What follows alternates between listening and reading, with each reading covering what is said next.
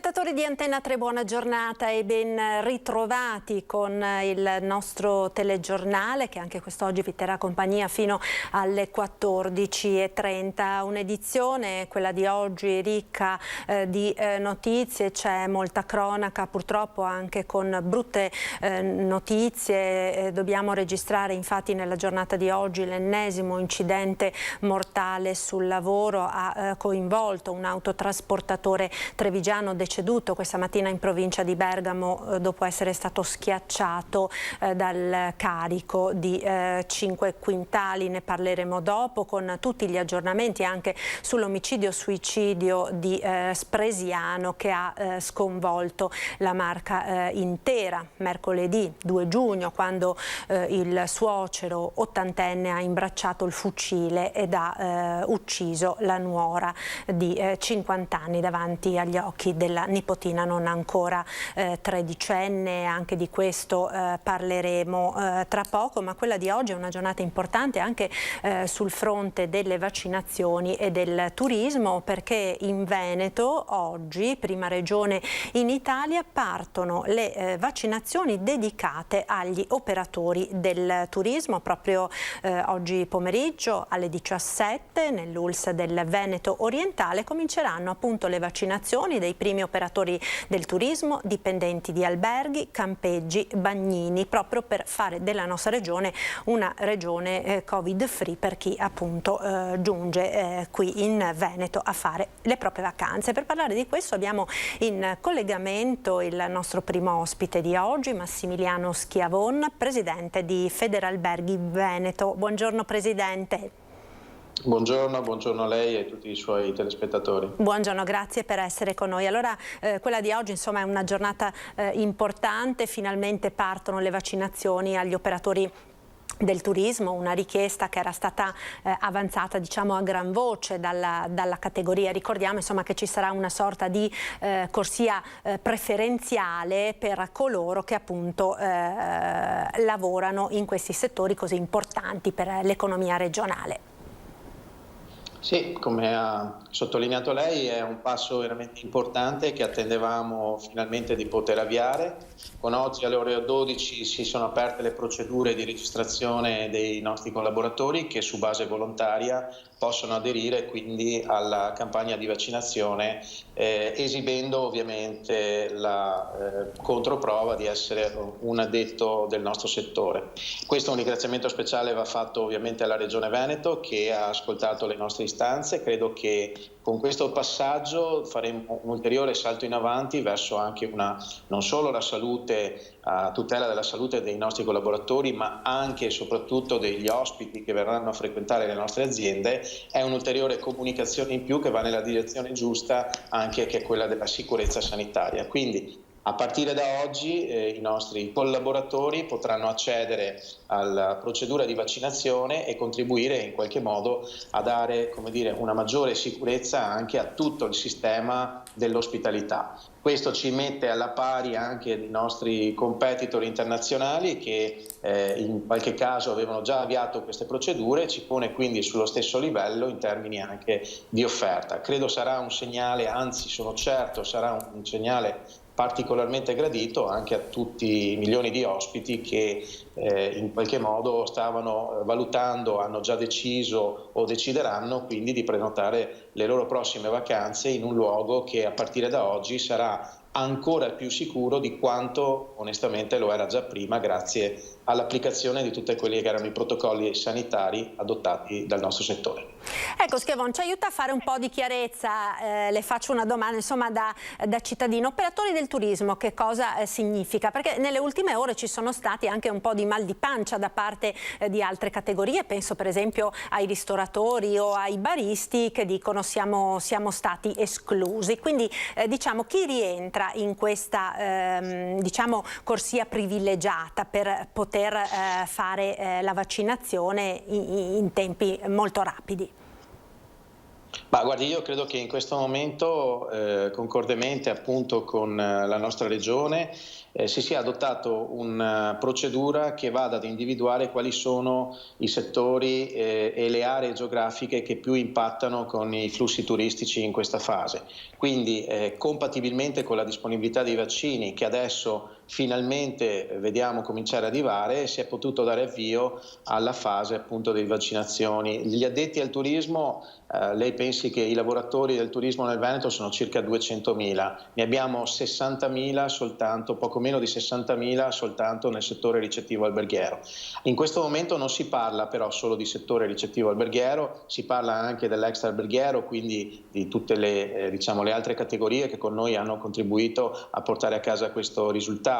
Mi riferisco alle categorie di rappresentanza sindacale. Sono convinto che adesso si procederà a tappe forzate, bisognerà avere un po' di pazienza, ma tutti coloro che in qualche modo sono legati al settore del turismo verranno vaccinati grazie appunto alla disponibilità di queste dosi che, se ho colto bene le informazioni sugli organi di stampa, mi pare che possano vantare circa 9.000 dosi diciamo alla settimana, e con questo, e forse anche qualcosa in più, e quindi con questo ritmo riusciremo ad arrivare velocemente alla vaccinazione di tutti gli operatori del settore alberghiero, del settore extraalberghiero e poi mano a mano anche di tutto il resto.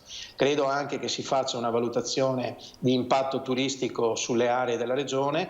In questo momento è chiaro che c'è una particolare pressione in più verso le nostre coste, quindi le coste della regione Veneto, il comparto leisure quindi e quello del lago, dopodiché si partirà anche ad allargare questa campagna velocemente anche a tutti quelli che sono gli operatori delle città d'arte piuttosto che della montagna. Credo, e mi pare di capire, che sia un po' una procedura che ha tenuto conto di una serie di priorità dopo aver lasciato ovviamente quella che era la procedura che doveva mettere in sicurezza prima le fasce deboli, si andava per fasce d'età. In questo momento si apre a tutti, tutti possono prevedere di fare la loro registrazione all'interno del sistema che dalle ore 12, come vi dicevo, si è reso operativo. Quindi io adesso ovviamente non possiamo vaccinare tutti, io credo che la Regione non può ovviamente pensare di vaccinare improvvisamente in una sola giornata tutti i 200.000 lavoratori che abbiamo, ma si andrà ovviamente con un criterio di buon senso a vaccinare un po' tutti quanti quelli che sono direttamente a contatto con le persone. Ecco, anche dal punto di vista, diciamo, di immagine psicologico per il turista, che cosa significa questo nei confronti dei competitor, magari degli altri stati europei? Beh, questo è un forte segnale che va, come le dicevo prima, ad ulteriormente a rafforzare l'immagine della qualità del nostro prodotto e della sicurezza. Ricordiamo che non si fa turismo dove non c'è sicurezza, ed oggi come oggi la sicurezza sanitaria è diventato un elemento primario di primaria importanza.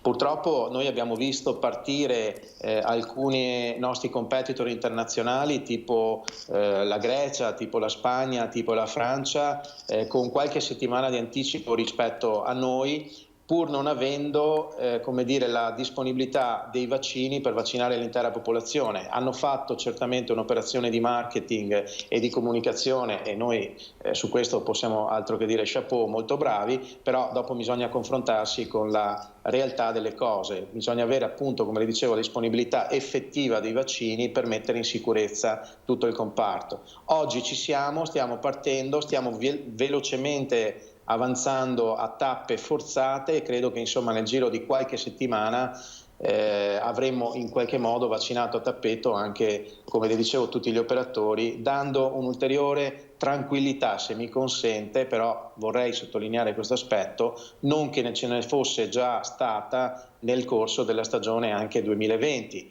dove ricordo che gli operatori hanno adottato rigidi protocolli sanitari tuttora in vigore, tuttora in atto, che tuttora stanno rispondendo positivamente. È chiaro che più possiamo vantare in una platea vaccinata sia da parte dei lavoratori che da parte dei clienti, più acceleriamo un processo verso un ritorno alla normalità, credo che alla quale tutti noi auspichiamo. A questo si aggiungeranno l'eliminazione di alcune restrizioni, anche quelle relative magari al coprifuoco, e quindi entrare, come auspico presto, anche la Regione Veneto in zona bianca, a questo punto insomma direi che ci sono tutte le condizioni per poter pensare a una vacanza assolutamente tranquilla, rilassante, sia nelle nostre spiagge ma anche nelle nostre offerta museale e ricettiva, diciamo, delle città d'arte piuttosto che della montagna, che ricordiamo esce da un periodo estremamente di difficoltà, avendo visto saltare completamente una stagione invernale. E io diciamo su questo so le che posso offerte contare... sicuramente non mancano, no? Nella nostra regione, sia per quanto riguarda le città d'arte, le meravigliose Dolomiti, i chilometri di spiagge, il lago di Garda, insomma ce n'è davvero per tutti i gusti. Volevo commentare con lei, Presidente, una nota dell'assessore regionale al turismo Federico Caner, che questa mattina, proprio stamattina, nel corso di un incontro online sulle novità estive di Cortina, appunto ha detto che la richiesta di tampone ai turisti esteri, anche a chi ha già fatto i vaccini, ci sta penalizzando, in particolare con i vacanzieri tedeschi e austriaci, e ha anche sottolineato appunto di avere posto la questione lunedì scorso al ministro Garavaglia durante la sua visita in Veneto. Ma Schiavone, esattamente com'è ora la procedura? Perché chi arriva dalla Germania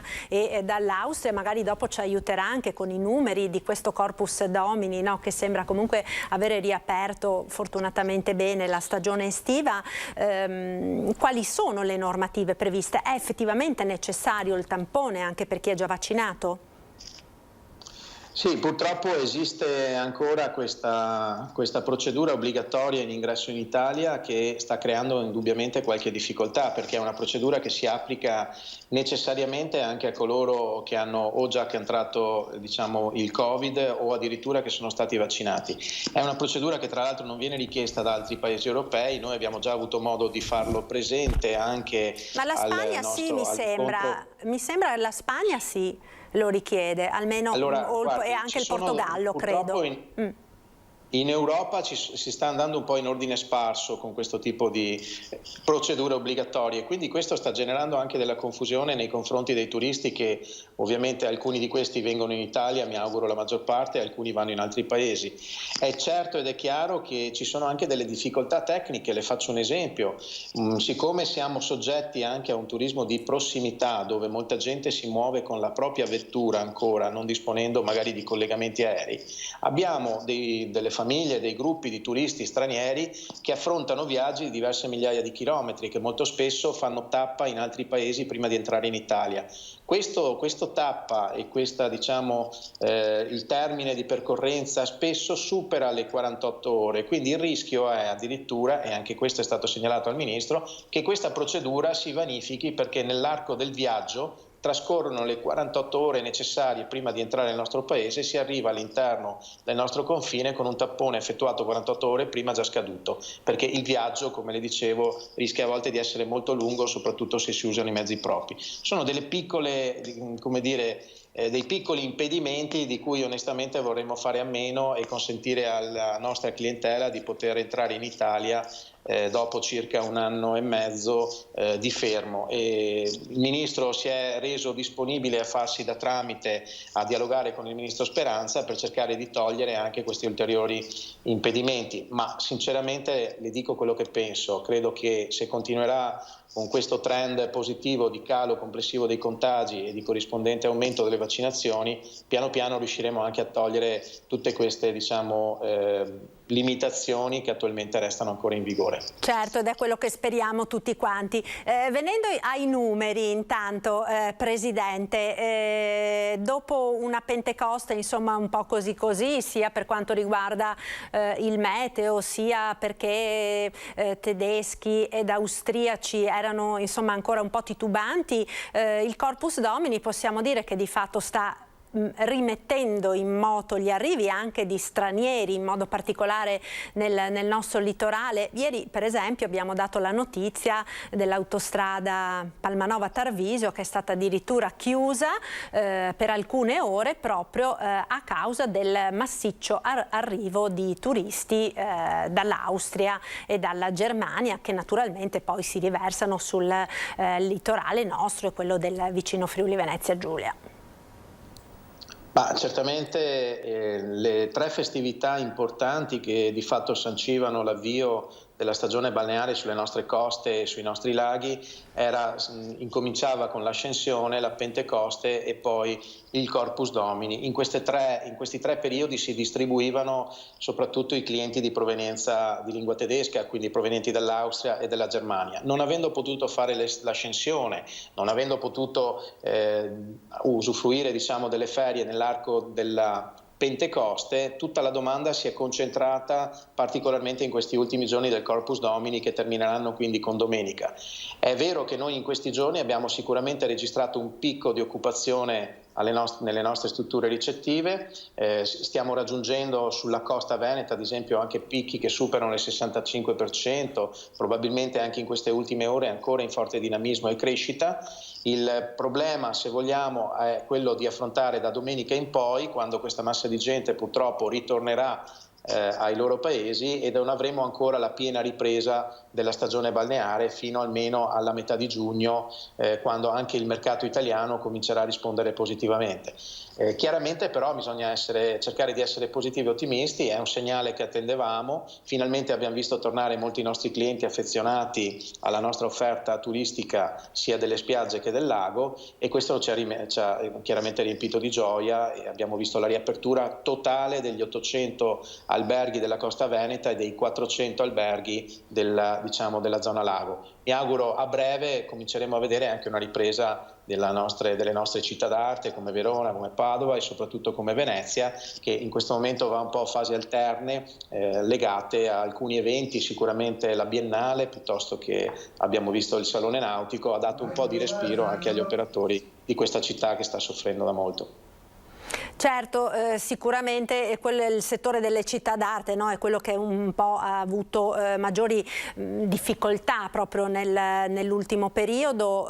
Diciamo, le prospettive per i mesi clou dell'estate, luglio e agosto, per la nostra regione come sono, Presidente?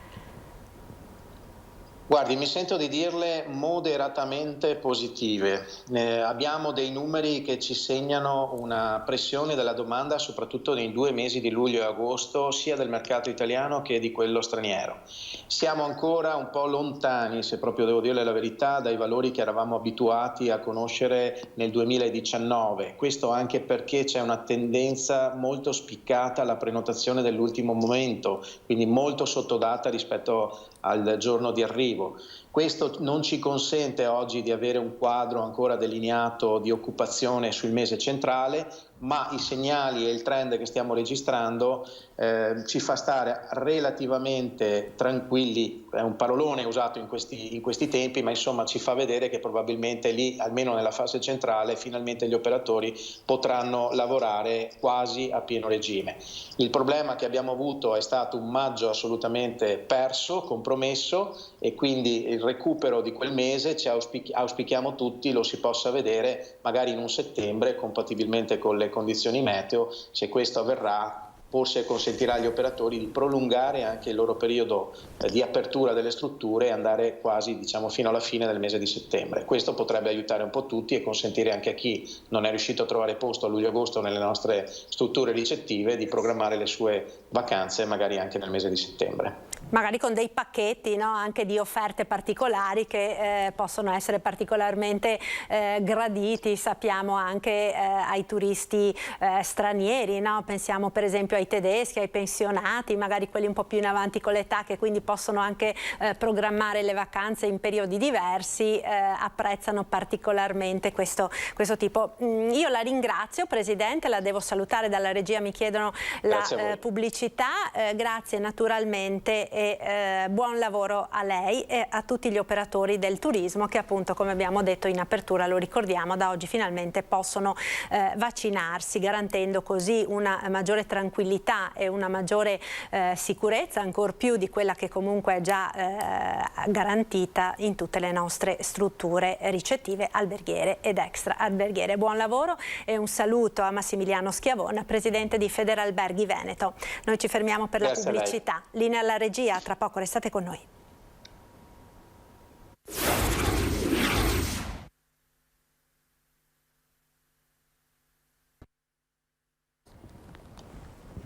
Eccoci nuovamente in diretta con il nostro telegiornale. Tra poco ci collegheremo come sempre con la sala operativa della Protezione Civile di Marghera per il consueto punto stampa del Presidente della Regione Zaia, e ci saranno sicuramente delle novità importanti anche per quanto riguarda le varianti scoperte nella nostra regione, per poi l'inizio della zona bianca prevista per lunedì per quanto riguarda appunto il Veneto, ma anche per le novità che sono state decise ieri nel confronto appunto che c'è stato con il governo e la conferenza delle regioni. Alle 12:30 quindi appuntamento come sempre con Marghera, ma abbiamo, come dicevamo in apertura, una notizia di cronaca che ci arriva dalla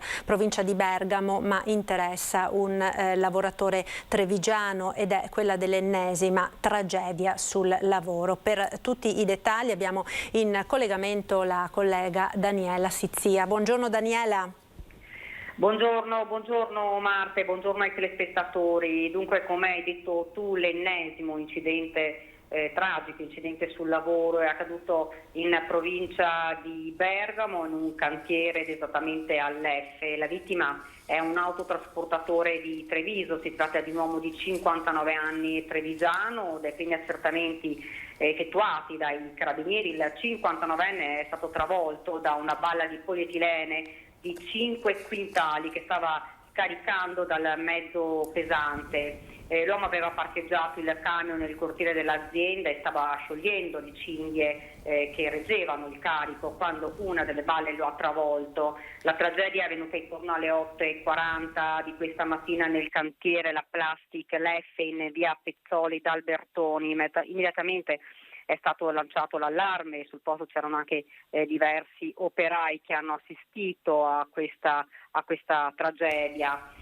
Sono arrivati i sanitari, ma purtroppo per l'autotrasportatore non c'era più nulla da fare. L'operaio infatti ha riportato un gravissimo trauma da schiacciamento. Le indagini dei carabinieri ora per chiarire l'esatta dinamica del grave incidente e capire come mai il carico abbia ceduto e sia caduto. Gli accertamenti infatti, ci hanno detto gli inquirenti di Bergamo, saranno svolti soprattutto nel Trevigiano, dove Certo, Daniela, perdonami, ti interrompo perché è arrivato il presidente della regione del Veneto Zaia con qualche minuto di anticipo, naturalmente tutti gli aggiornamenti su questo dramma che si è consumato in provincia di Bergamo nel corso delle nostre edizioni dei telegiornali. Grazie a Daniela Sizia, andiamo quindi a Marghera. Aspettiamo ancora un minuto, se non vi spiace, se avete altri colleghi. Oggi comunque daremo ancora delle comunicazioni di nuove aperture. E siamo in attesa peraltro della determinazione del Ministero della Salute dell'ordinanza per la terza settimana con parametri vistosamente sotto i limiti di guardia per la zona bianca, per cui da lunedì siamo in zona bianca. Vi anticipo già che farò un'ordinanza ricognitoria, perché sapete che la zona bianca prevede tutta una serie di attività che vengono anticipate, le cui aperture vengono anticipate. Per esempio la piscina all'aperto e chiuso viene aperta con la zona bianca e molto altro ancora, il coprifuoco eccetera. Ma questo sarà oggetto di ordinanza, ma che per un fatto anche di stile e di rispetto istituzionale verrà fatto dopo che ci hanno detto che saremo zona bianca da lunedì. Tra oggi e domani, tanto non cambia agli operatori per lunedì.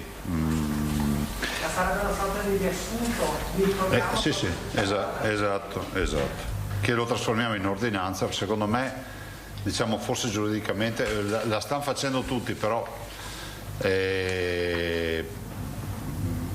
sì, è bene farla per evitare che poi ci sia qualcuno che si prenda qualche multa, qualche verbale, perché magari trova qualcuno che controlla che non sapeva che. Allora, tamponi molecolari 5.433.645, tamponi rapidi 4.869.321, totale sono 10.302.000 tamponi. Positivi nelle ultime 24 ore sono 121 positivi,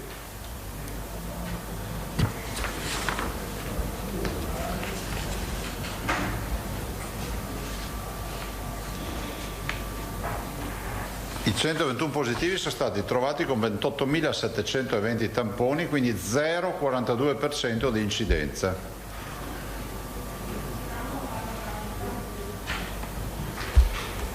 Abbiamo dall'inizio di questa crisi 423.792 positivi. Attualmente in Veneto in questo momento ci sono 7.417 positivi.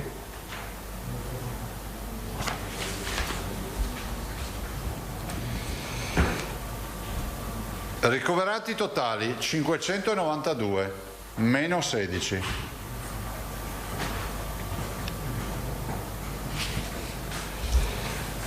Ricoverati totali 592, di cui 526 in area non critica, meno 13, 69 in terapia intensiva, meno 3.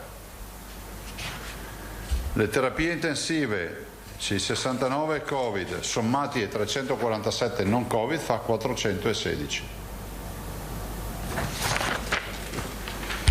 Totale dei decessi, più 5 nelle ultime 24 ore, 11.579.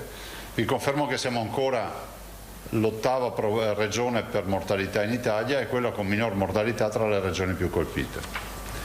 21.815 decessi.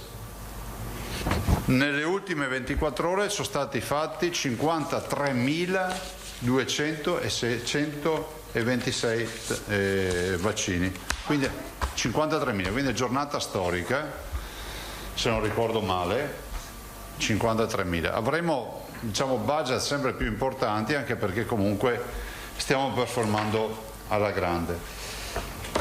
Rispetto ai vaccini, volevo dirvi intanto che i ragazzi stanno prenotando alla grande, perché abbiamo sostanzialmente ad oggi, avevo il dato delle 11 del mattino, 336.056 alle 11 di stamattina prenotati, che è una roba paurosa se ci pensate.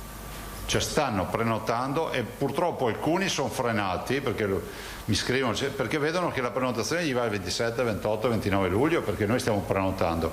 Ecco, vorrei ricordarvi che questo è un fenomeno che oggettivamente dà anche un significato alla nostra campagna vaccinale, che si è condotta in maniera assolutamente trasparente, e ve lo dico non per piaggeria, grazie al vostro lavoro, lo dico ai cittadini anche che ci ascoltano da casa, grazie al lavoro dei giornalisti noi siamo riusciti a fare un lavoro di squadra dove quando si fa l'annuncio, quando voi scrivete eccetera, ne viene fuori una risposta da piano di sanità pubblica.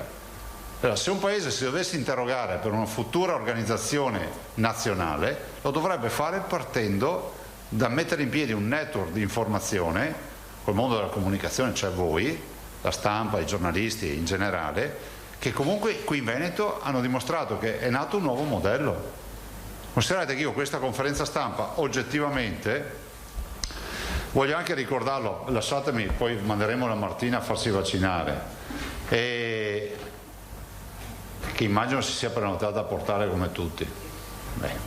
E dicevo, questa conferenza stampa, lo ricordo ormai in queste battute di giugno, nasce con un obiettivo.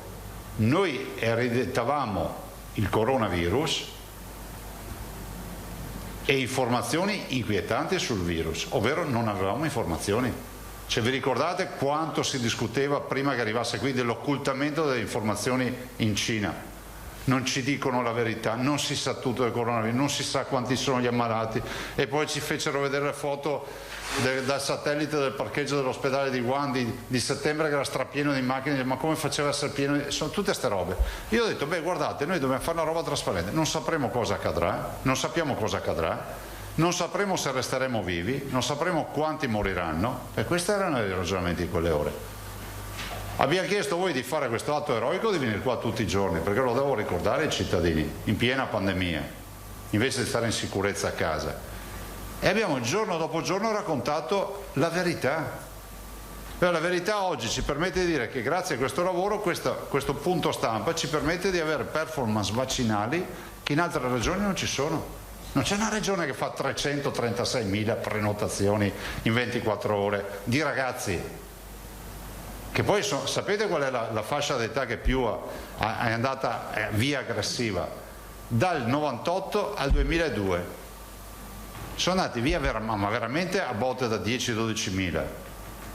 Bravi, veramente bravi ragazzi, che hanno dato un grande segnale di civiltà, che sono stati gli stessi ragazzi che sono stati chiusi in casa mesi nella prima fase. Detto questo, da oggi alle ore 16 apriamo per altri 2 target vaccinali. Voi ormai capite che i target vaccinali si sovrappongono anche una o più volte, perché hai 60 anni e perché hai 60 anni, ma perché lavori in una zona, come si può dire, di turistica, e quindi c'è un altro target, e voi magari siamo fragili. Insomma, adesso stiamo chiudendo le fila. Dalle 4 di oggi apriamo 50.000 posti in agenda, ovviamente nelle settimane, ma i primi già questa settimana, fino a domenica saranno 9.000 e 9.000 anche la prossima, e poi a incrementare per gli operatori del mondo del turismo. Allora, noi abbiamo tentato, ringrazio tutti quelli che ci hanno dato una mano, di caricare i codici fiscali relativi a, ne abbiamo qualche migliaio. Le associazioni ci hanno dato una mano, il mondo dei campeggi, gli alberghi, le terme, la montagna, però siccome è impossibile avere i numeri di codici fiscali di tutti quelli che fanno gli operatori, esisterà il sistema della forzatura.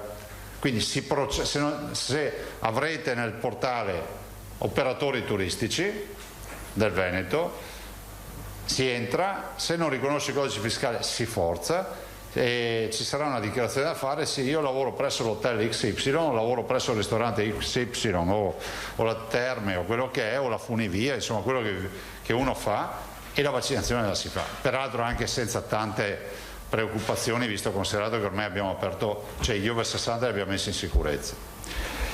In più, alle 16 di oggi apriamo anche a un target importante, sono 30.000 con più di 16 anni che sono i centri estivi, i ragazzi di centri estivi, che peraltro alcuni molto onestamente mi hanno anche scritto in queste ore, mi hanno detto: ma scusa Presidente, ma devo prenotarmi nei centri estivi o perché ho 16 anni posso farmi anche il vaccino nel circuito normale? Fatelo, dove adesso molti di questi ragazzi, che fra l'altro su questa età qua, 16-17, magari hanno prenotato, hanno atteso, sanno che oggi si ritrovano i posti sui centri estivi. Insomma, direi una bella roba, cioè si chiude centri estivi e operatori del turismo, andiamo verso una fase di ricreativa covid free, perché poi turismo e centri estivi. Vi dico anche che oggi c'è un bel dato che avevo da qualche parte, ce l'ho messo in... Sì, ce l'ho qua. A parte le performance che vi dico ogni giorno, sopra gli 80 anni siamo a oltre il 98% di prenotati e vaccinati, anzi potrei dirvi che sopra gli 80 anni siamo addirittura ormai quasi tutti con la seconda dose. 70-79 anni, il dato di oggi è 88% prenotati e vaccinati, gran parte già con la seconda dose. 60-69 anni 82%, 50-59 71,4%, 40-49 57, 7%. Ovviamente questi sono dati generali perché leggono solo per età, per fascia d'età, quindi uno può essere fragile, operatore turistico, quello che è, noi lo leggiamo per l'anno di nascita e basta. Quindi questo è il dato ufficiale. Ma qual è il dato più bello? Che il 55,7% dei veneti comunque ha avuto una dose o è già prenotato per averla. Quindi più della metà dei veneti ormai è in pista. Considerate che abbiamo fatto ad oggi, vi do il dato di quante inoculazioni abbiamo fatto ad oggi, sono 2.300.000, scusate che guardo, 2.930.000 dosi, 2.930.000 dosi, poi vi arriverà anche il bollettino. Sta andando bene, noi abbiamo solo un problema. Come voi sapete, ve lo ricorderete sicuramente, quando ci fu la scelta di scegliere i vaccini con vettore virale, quelli che hanno l'adenovirus, quindi AstraZeneca e Johnson & Johnson, sopra i 60 anni, direttiva AIFA, noi qua abbiamo deciso, e io ho voluto fortemente questo, che fosse fatto solo sopra i 60 anni. Quindi che non si mischiasse, diciamo, il tema, cioè, di essere un po' rigorosi, no? Perché? Per tutta una serie di ragionamenti. Ovviamente noi, avendo però aggredito fortemente il target over 60 e non avendo avuto AstraZeneca a sufficienza, vi ricordo che all'inizio non arrivava, abbiamo utilizzato un sacco di Pfizer e Moderna, lo avete visto, insomma, basta guardare, siamo andati avanti 2 mesi a vaccinare gli over 60 e abbiamo sempre utilizzato Pfizer e Moderna. Cosa accade oggi? Accade che Pfizer e Moderna noi lo abbiamo esaurito tutto, cioè diciamo che il nostro magazzino siamo un magazzino che va a svuotarsi per fine entro l'arrivo della nuova fornitura settimanale. Seguite il mio ragionamento. Quindi noi, non avendo più da aggredire gli over 60, a noi Johnson & Johnson che ci arriva, in particolar modo, ma anche l'AstraZeneca se non è seconda dose, va a magazzino. Abbiamo chiesto per tramite del Ministro e del Presidente Federica, quindi della conferenza, un'ulteriore espressione da parte dell'AIFA, del governo, rispetto alla potenzialità di utilizzo. Ci sembra da capire dalle notizie informali che ci hanno già, come si può dire, preannunciato la risposta, che confermano che l'utilizzo dei vaccini con vettore virali, soprattutto in una fase come questa, che non è più, come si può dire, acuta, prevede che il rischio di mortalità nei giovani sotto i 60 anni sia basso e il rischio di trombosi severe con questi vaccini sia basso. Ciò vuol dire che c'è un rischio, giusto? Quindi la lettura scientifica qual è? Che in questa fase, siccome non c'è un'emergenza, sarebbe bene non utilizzarli sotto i 60 anni. Infatti noi non abbiamo mai avuto problemi fino ad ora.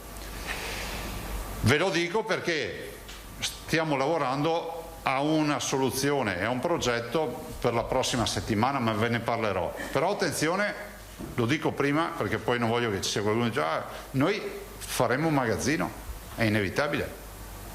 A meno che non ci sia un pronunciamento, scusatemi, da parte dell'autorità che ci dice potete utilizzarlo per tutti senza nessun problema. Di certo questa responsabilità noi non ce la prendiamo, o peggio ancora non vogliamo scaricarlo sulla pelle dei cittadini. A me sembra onesto quello. Quindi da noi Open Day, siccome qualcuno ogni tanto me lo chiede, noi con la liberatoria non lo facciamo finché non ci arriva la lettera di AIFA. Sotto i 60 anni, sopra può accadere di tutto. Non aggiungerei altro, se avete domande. Esatto. No, scusa. Sì, scusatemi. Dimenticato la signora Pesce, Clelia Pesce di Scorzè, che oggi fa 100 anni, facciamo gli auguri. Grazie e rifacciamo gli auguri alla signora Pesce. Allora, Rosato, Zambon, Manzan. Prego. Buongiorno Presidente. Buongiorno. Ma ricordo male o nel recente passato lei aveva detto alle regioni visto che in molti casi da voi c'è rifiuto di AstraZeneca, mandate pure a noi le dosi che non utilizzate. No, ricorda bene, over 60, sopra i 60 anni, come ho detto prima, ci mancava l'AstraZeneca, stavamo vaccinando tanto. Tanto è vero che anche il commissario ci ha dato, penso, 3.500 dosi a suo tempo, per chiudere bene una settimana. Dopodiché, sotto i 60 anni no. Quindi insomma è presumibile, visto anche quello che lei ha detto circa il vento che tira ad Haifa, che AstraZeneca finisca in magazzino e ce resti. Guardate, sentite, dopo ognuno può assumersi le responsabilità che vuole. Dietro una scelta c'è una responsabilità soggettiva di chi sceglie, dei miei tecnici, e poi anche di coloro, degli operatori che vanno a inoculare, cioè il medico che fa un'anamnesi comunque mette una firma. Allora, noi abbiamo fatto questa scelta di tutela, ma molte altre regioni l'hanno fatta. Non sto dicendo che gli altri stanno sbagliando, perché c'è scritto raccomandato. Diciamo che noi stiamo, come si può dire, abbiamo un po' più il freno a mano tirato su questa cosa qui. Tant'è vero che la conferenza delle regioni ha chiesto un ulteriore pronunciamento da parte dell'AIFA. Vedremo cosa arriva, magari AIFA e quindi il Ministero ci dice: guardate, abbassate i 10 anni ancora d'età o fate, non ve lo so dire. E poi, non sto dicendo che questi vaccini non vanno bene, che sia chiaro, vanno benissimo, solo che ad oggi c'è un limite di età. E da questo punto di vista vengono messi sullo stesso piano AstraZeneca e Johnson & Johnson? Eh sì, sono a vettore virale, cioè hanno un adenovirus che li veicola, a differenza degli altri che utilizzano l'RNA messaggero. Ecco, un'altra domanda che riguarda invece i centri estivi. L'apertura delle vaccinazioni è rivolta ai volontari, agli operatori? Tutti quelli che ci operano. A tutti quelli che ci operano. Anche qui si va col sistema della forzatura. Se non ti ritrovi dentro, addirittura alcune ULS hanno già, diciamo, la loro lista dei nomi, se li chiamano direttamente, ma comunque se c'è qualcuno dei centri estivi che si sente chiamato fuori, forzatura col sistema. Dopodiché capite che in 2 giorni abbiamo aperto il tema dei 12 degli over 12 anni, poi abbiamo aperto il tema degli operatori turistici, i centri estivi, insomma ne stiamo facendo di cose, no? Ieri cosa abbiamo fatto? Ah no, ieri vi ho dato i dati, sì, ieri vi ho dato i dati. Ecco, senta, ci sono vaccini sufficienti per questa cornucopia che lei sta dispensando? Se ne sono, e la velocità di vaccinazione e, come si può dire, l'apertura delle agende in là nel tempo è inversamente proporzionale alla quantità di vaccini. Cioè, più vaccini abbiamo, meno agenda si apre in là nel tempo, cioè la facciamo, cioè, per capire, noi da 50.000 possiamo passare a 100.000 al giorno, ma non abbiamo i vaccini. Quindi oggi questo è il nostro target. Però guardate, se volete, non dico una suggestione, ma un obiettivo, noi il Giro di Boa per agosto, io dico a farla grande, metà agosto l'abbiamo fatto con tutti quelli che volevano vaccinarsi, perché ormai se voi guardate i dati, cioè vi ricordo che il target 12-39 anni sono 1.393.000 persone, meno 100.000 che si sono già vaccinate, 1.293.000. Quelli dobbiamo vaccinare. Poi ovviamente spero che cresca ancora il target di quelli che hanno più di 39 anni, perché ancora sono avete visto prima il 57% eccetera di vaccinazione, ma quelli ce li hanno là, le aperte la gente. Voglio ricordare che ad oggi ci sono ancora posti liberi, se uno vuole vaccinarsi a luglio, c'è le agende aperte. Cioè non è che mancano posti per chi ha deciso di vaccinarsi, però bisogna scegliere ad entrare e prenotarsi o andare in farmacia. Cosa intende per il Giro di Boa precisamente? No, nel senso che c'è sempre il grande tema, ma i ragazzi saranno vaccinati per l'inizio della scuola? I veneti sì, se vogliono vaccinarsi sì. Peraltro proprio stamattina abbiamo parlato, io ci credo fino in fondo, che debbano essere, so che c'è piena disponibilità da parte loro, coinvolti i pediatri di base, i medici di base e le farmacie. Quindi so che si sta chiudendo, mi diceva stamattina in riunione la dottoressa Ghiotto, ma anche la dottoressa Scrocaro per le farmacie, anche qui perfezionando il sistema in maniera tale da poter mettere in pista anche le farmacie e i pediatri di base. Considerate che le farmacie, non utilizzando i due vaccini a vettore virale, cioè Johnson e Astra, noi abbiamo il problema dello spacchettamento, cioè abbiamo deciso di utilizzare comunque per le farmacie prioritariamente Moderna, quindi ci arriva una pizza di 100 flaconi, viene spacchettata, deve essere rimpacchettata con tutte le etichette di tracciabilità e tutto, saranno confezioni da 25 e dopodiché utilizzeremo, diciamo, il vettore delle farmacie per le consegne. Insomma, stiamo facendo un sistema, per capirci, e ringrazio anche tutto il mondo delle farmacie, con un'ottica che è quella di farlo solido, fatto bene, perché poi resti in piedi il sistema organizzato, che resti un modello per il futuro per fare altre robe. Le chiedo un'ultima cosa, per quanto riguarda i ristoranti, si discute ancora sul numero di posti a tavola, si partiva da 4, adesso si parla di 6, le regioni mi pare non vorrebbero alcun limite, c'è qualche aggiornamento? Ma mi sembra di capire che si chiuda nelle nostre zone 6, ieri ho sentito parlare di 6 o 8, comunque 6 al chiuso, da quello che ho capito, dai 6 agli 8, adesso non ho ben capito come verrà definita, però ma in un periodo di transizione di una quindicina di giorni e senza limite all'aperto. Grazie. Zambon. Buongiorno, tornando un attimo al dato dei quarantenni, vi preoccupa perché in effetti le prenotazioni sono aperte ormai da almeno 3 settimane, siamo poco sopra il 50, è un dato che spicca per... Allora, partiamo da un presupposto che in questo istante chiunque in Veneto, visto che abbiamo aperto ormai a tutti, volesse prenotarsi, fine giugno, luglio, prima mi ha messaggiato una persona che si era prenotata, vi cito questo esempio che rende l'idea a chi ci sta ascoltando e a voi. Aveva la prenotazione una giovane al 26 luglio, fatta ieri o l'altra notte, mi ha riscritto dicendo guarda sono riuscita a disdettare quella prenotazione e ho 10 giugno, perché poi le agende sono sempre con disponibilità, però ad oggi posso garantire che i posti ci sono. Sì, ma il problema mi pare non sono i posti ma l'adesione, è un'età un po' delicata visto che... Non ve lo so dire, ci vorrebbe, però insomma siamo già al 57%, cioè non è... Considerate che l'obiettivo dell'immunità di gregge era 65. Se si procede così noi in immunità di gregge, fra virgolette, coinvolgendo i giovani, se no non ce la facciamo, ci arriviamo. Ok, invece sul magazzino per i vaccini a vettore virale potrebbero tornare utili per la terza dose dai 60 anni? Immagino di sì. È possibile conservarli fino all'autunno, immagino? Mi hanno detto che non vanno in scadenza così velocemente, dopodiché bisogna vedere quali sono i termini e bisogna anche vedere se questa formulazione andrà bene per la terza dose, perché sapete come l'antinfluenzale poi lo tarano in base a tutta una serie tipo, immagino che li stiano testando sulle varianti, tutto quello che è. Avete visto che è esordito anche l'Argentina adesso in Veneto.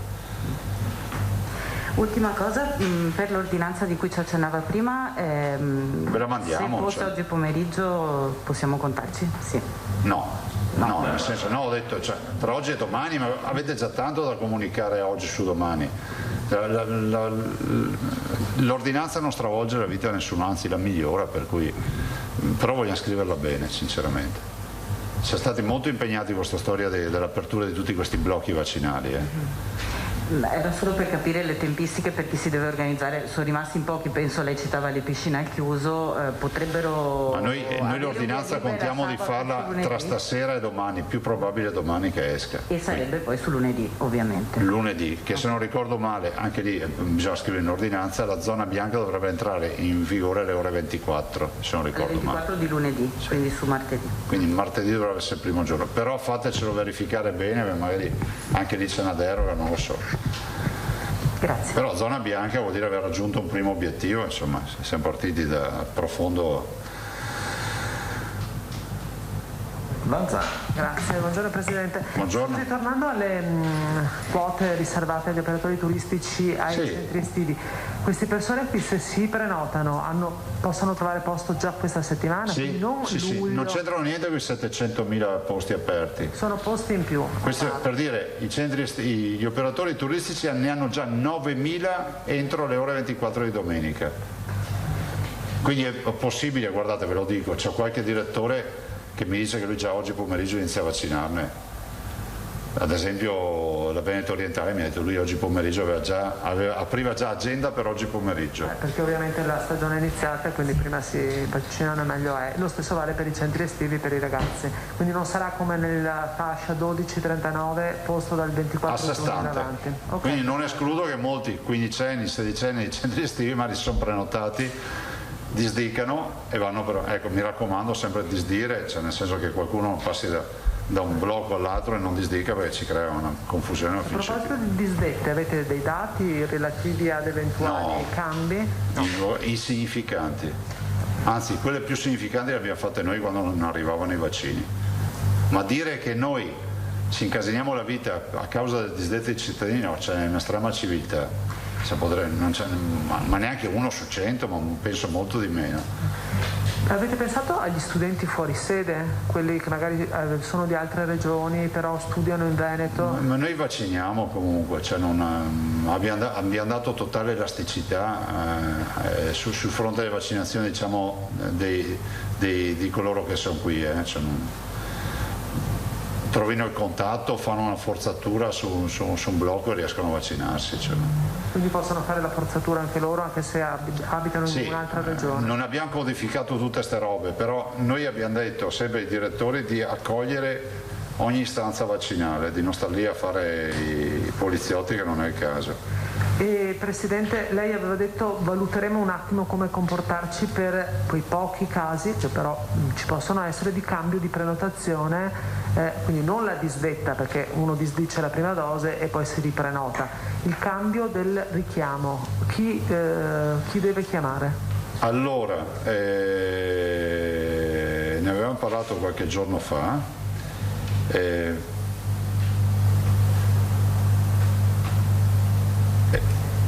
Sto pensando perché abbiamo fatto anche un ragionamento per farlo direttamente online e mi ricordo una data del 7 di lunedì, però non voglio dirvi, non sono in grado di dirvelo, so che avevamo parlato anche di fare di capire se si poteva fare online.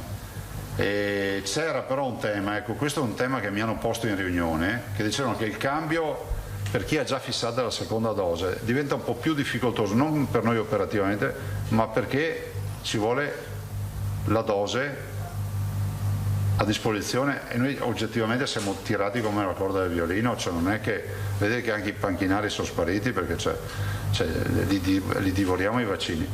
E io avevo chiesto che fosse informato il numero verde in modo tale che quantomeno desse un'informazione, però non annunciamolo adesso e fatelo rivedere, questa è una lacuna mia perché ne ho parlato subito in riunione e poi con tutte queste robe che abbiamo dovuto fare mi sono dimenticato. Ultima cosa invece, ritorniamo a parlare di trasporti, nel senso che ci sono... È un caos. Esatto.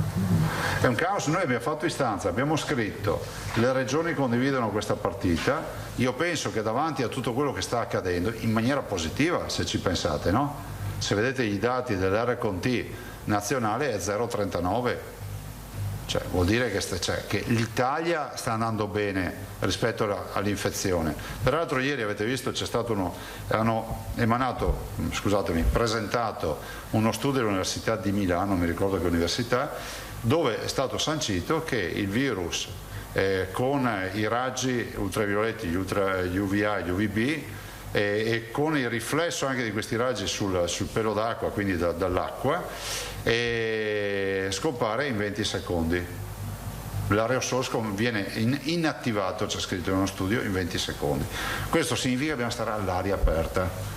Quindi alla luce di tutto questo sta cambiando lo scenario, io penso che sia ragionevole rivedere quelle quote del 50% dei mezzi di trasporto, soprattutto acqueo, dove che è insostenibile e l'alternativa non c'è che uno c'ha la zattera, c'è il gommone al traino. Ma per lei si potrebbe tornare al 100%? Io questo non ve lo so dire perché è una decisione del CTS, però di certo da 50 a 100 ci sarà pure anche buon senso di mezzo, no? L'abbiamo fatto al contrario, abbiamo avuto dei periodi nei quali siamo riusciti a tararci a 75, ve lo ricordate, e avevamo un'infezione importante. Adesso non c'è l'infezione, oggi abbiamo 121 contagiati,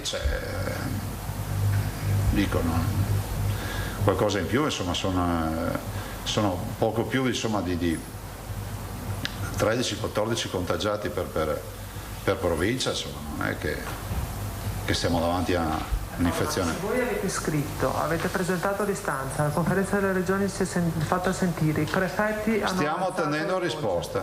Il Ministero, lì ci vuole il Ministero della Salute con il CTS. Io anzi approfitto di questa domanda per fare appello affinché si dia un segnale su questo fronte, perché oggettivamente penso a Venezia la riapertura per fortuna della città non è sostenibile con un coefficiente di riempimento del 50% di vaporetti, per dire, e così per gli autobus.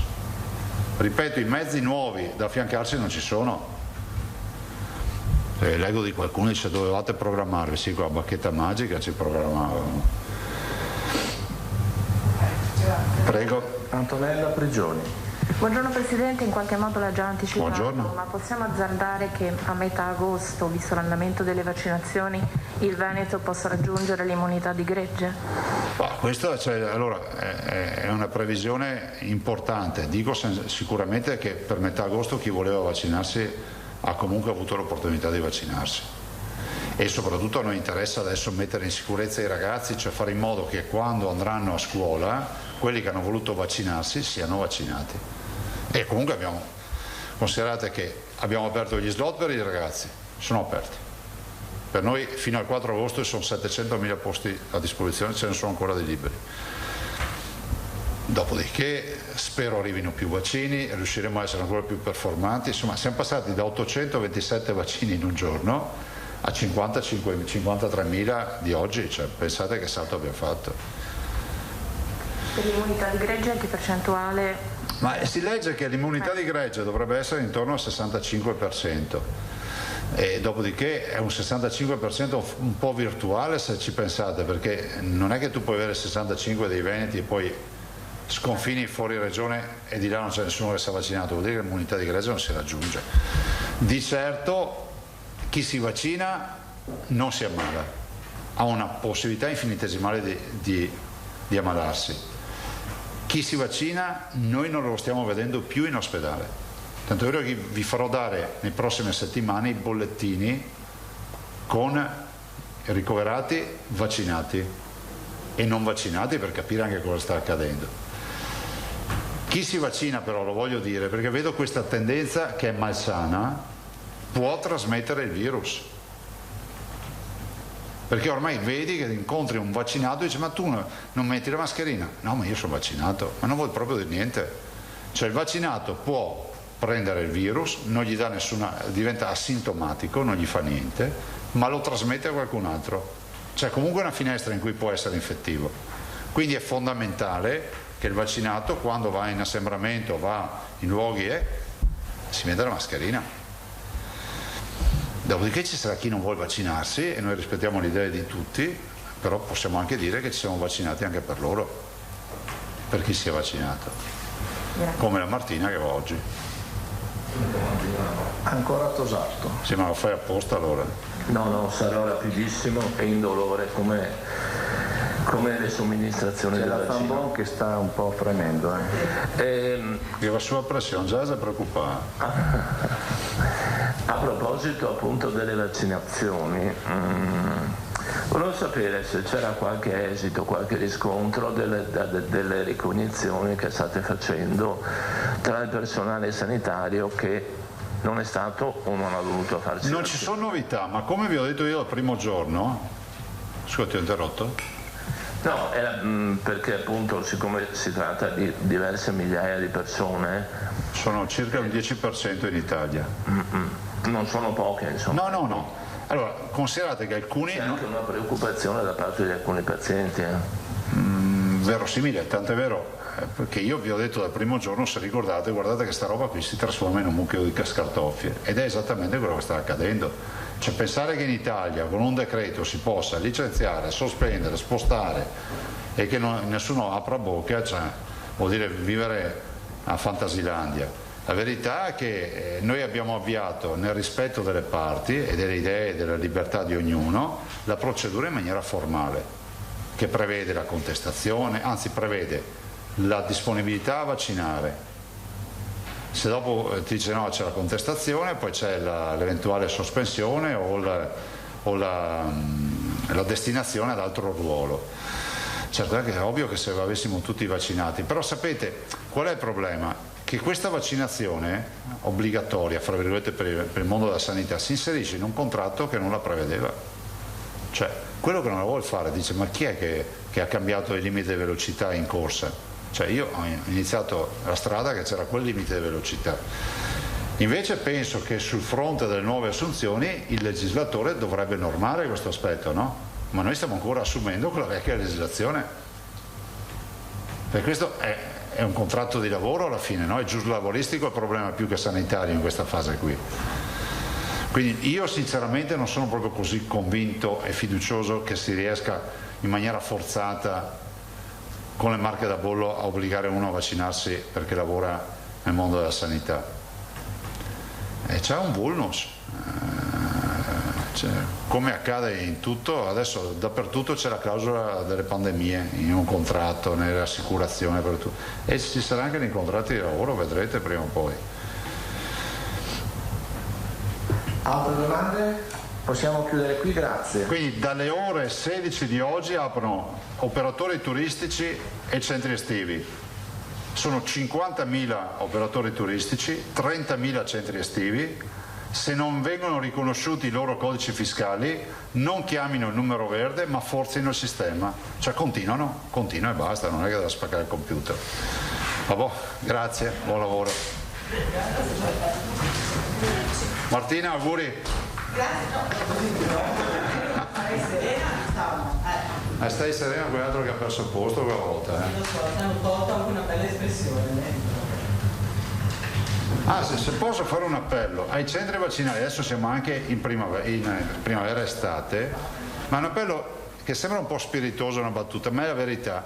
Andate con indumenti che uno osserva che si spoglia, cioè pronti per il braccio, nel senso, perché c'è gente che arriva con le camicie super strette che bisogna stare, più che altro è una questione di tempi e anche di privacy, no? Quindi una maglietta dovete riuscire a scoprire il deltoide. Esatto. E non come Mario Conte che aveva la camicia, immagino la foto ieri e aveva la camicia. Se no gli diamo le forbici per tagliarle. Vabbè no, questa è una preghiera che faccio, giustamente gli operatori hanno già il pensiero dell'iniezione e tutto e sta lì. Quindi se potete agevolare questo, anche le persone che accompagnate, magari le persone fragili, un disabile, un anziano, se riuscite è meglio, c'è una maglietta da tirare su. Grazie. Buon lavoro. Ecco, allora è finito il punto stampa del Presidente della Regione Zaia. Avete sentito quelle che sono le principali novità della giornata di oggi, a partire dall'annuncio che il Veneto sarà in zona bianca, manca la comunicazione ufficiale del Ministero della Salute, ma tutti i dati, ha confermato il Presidente della Regione, ci danno appunto con parametri da zona bianca. Non è ancora chiaro se la zona bianca partirà da martedì, cioè dalla mezzanotte di lunedì, quindi su martedì, o se sono previste delle anticipazioni. Si saprà nelle prossime ore, quando appunto verrà firmata la nuova ordinanza che sancirà appunto tutti i dettagli per l'anticipazione delle aperture appunto in seguito all'entrata della regione in zona bianca. Questo ha detto il governatore, dovrebbe verificarsi tra questa sera e domani mattina, quindi verosimilmente domani mattina si sapranno appunto tutti i dettagli contenuti in questa nuova ordinanza della regione. Per quanto riguarda i dati della giornata di oggi, confermano quello che è il trend di calo dei contagi. Positivi nelle ultime 24 ore in Veneto sono 121, calano anche i ricoverati negli ospedali della nostra regione ci sono attualmente ricoverati a causa del Covid 592 pazienti, meno 16 rispetto alla giornata di ieri, 69 meno 3 rispetto a ieri sono quelli ricoverati in terapia intensiva, il resto meno 13 appunto rispetto a ieri in area non critica.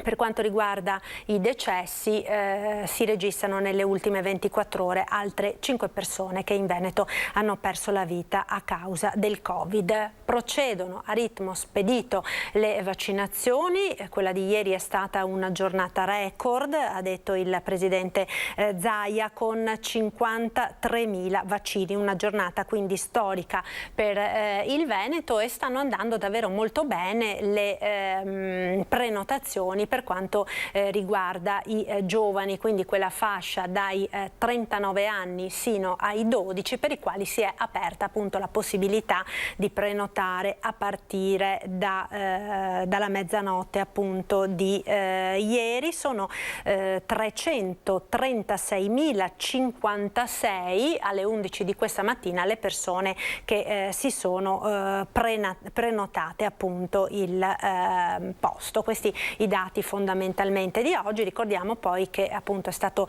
confermato l'annuncio: dalle 16 apriranno nuovi slot per le vaccinazioni degli operatori del turismo, che avranno quindi questa corsia diciamo preferenziale per potersi vaccinare. Sono 50.000 posti e altri 30.000 sempre a partire da oggi pomeriggio sono quelli dedicati agli operatori dei centri estivi, quindi a tutti coloro che lavorano nei centri estivi.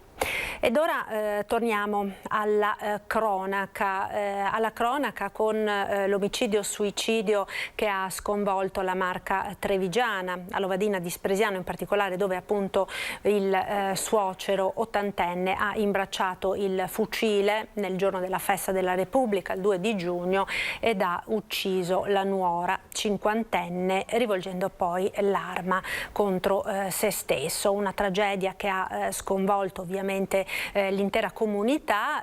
Ci colleghiamo telefonicamente con Christian Arboit per tutti gli aggiornamenti su questa notizia. Buongiorno Christian. Buongiorno Marta, buongiorno a te e a tutti i telespettatori.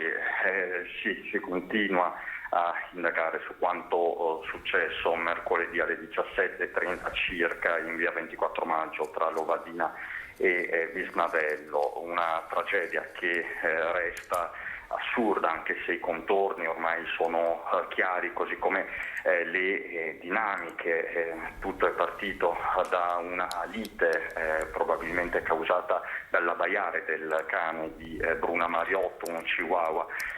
L'uomo era infastidito da questo animale, ma le liti, come ci hanno raccontato i vicini di casa, proseguivano ormai da tempo e non riguardavano soltanto la gestione del cane. I toni quindi erano esacerbati, anche se nulla che facesse presagire un epilogo del genere.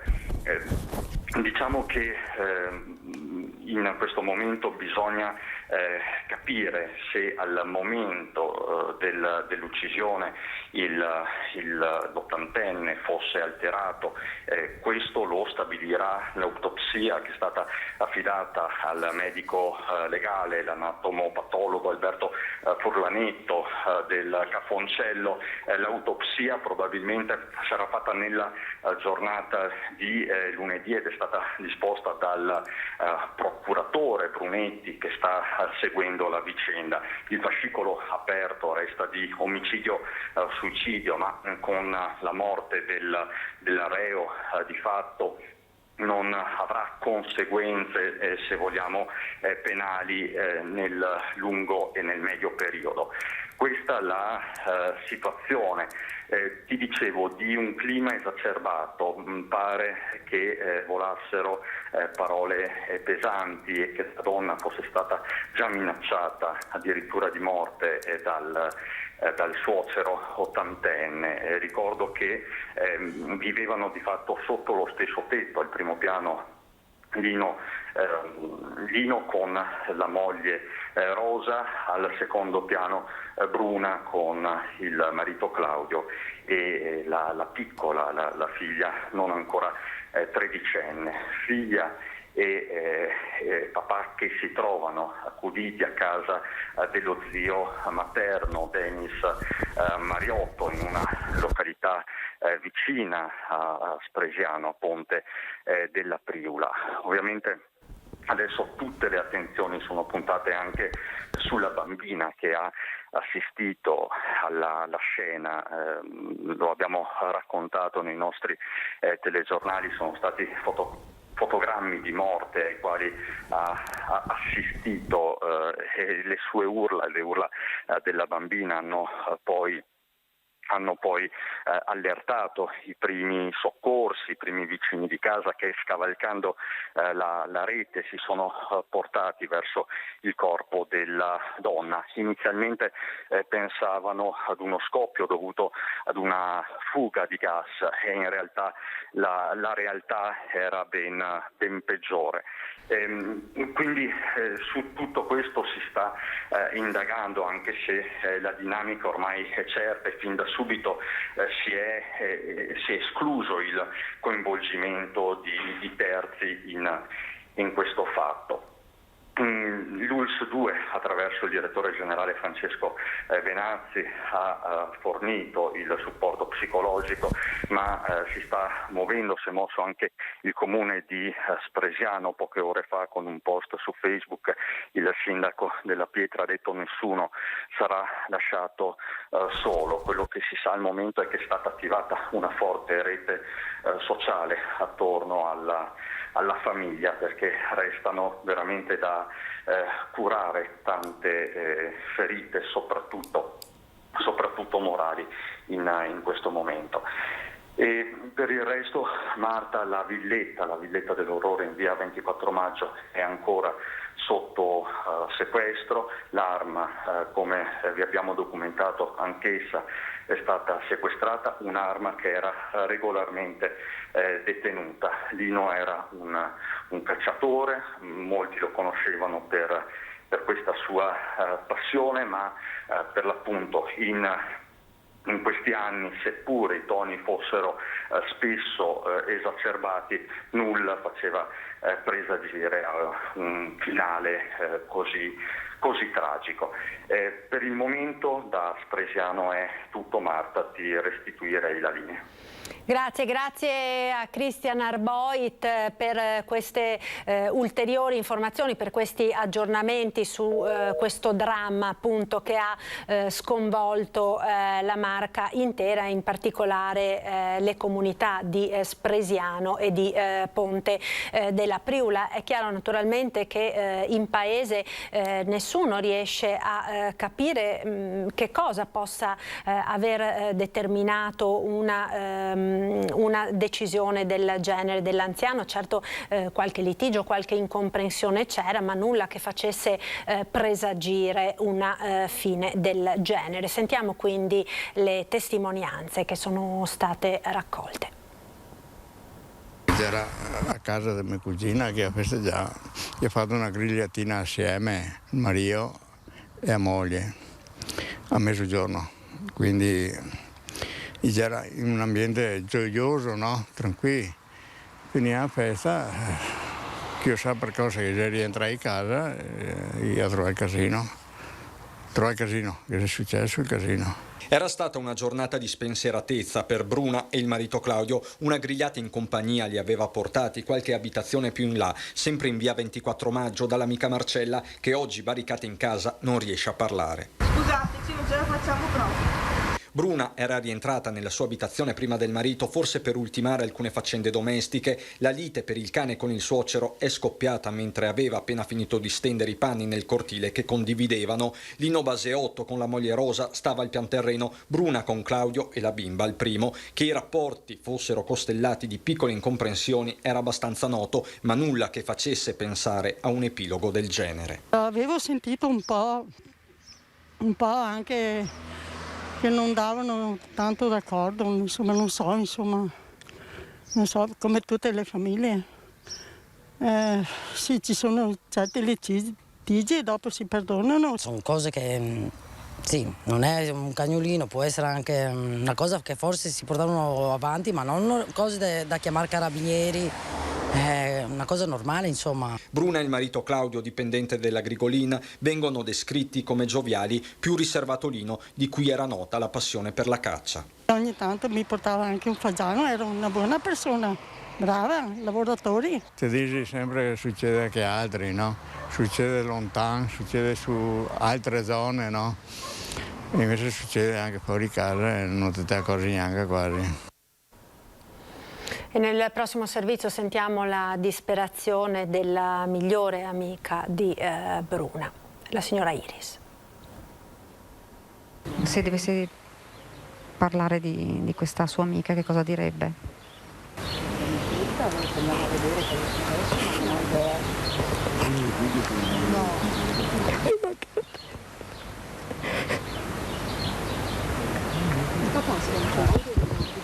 Lo sguardo perso nel vuoto, la mente rivolta a decenni di amicizia, quando Iris arriva a ridosso della casa di Bruna subito dopo il delitto, a prevalere l'incredulità. È una cosa che non ci credo, non posso crederci che abbia fatto una cosa del genere a tal punto, non sembrava così grave. Resta il ricordo di Bruna e una dinamica familiare ancora tutta da ricostruire nel dettaglio. Una brava persona.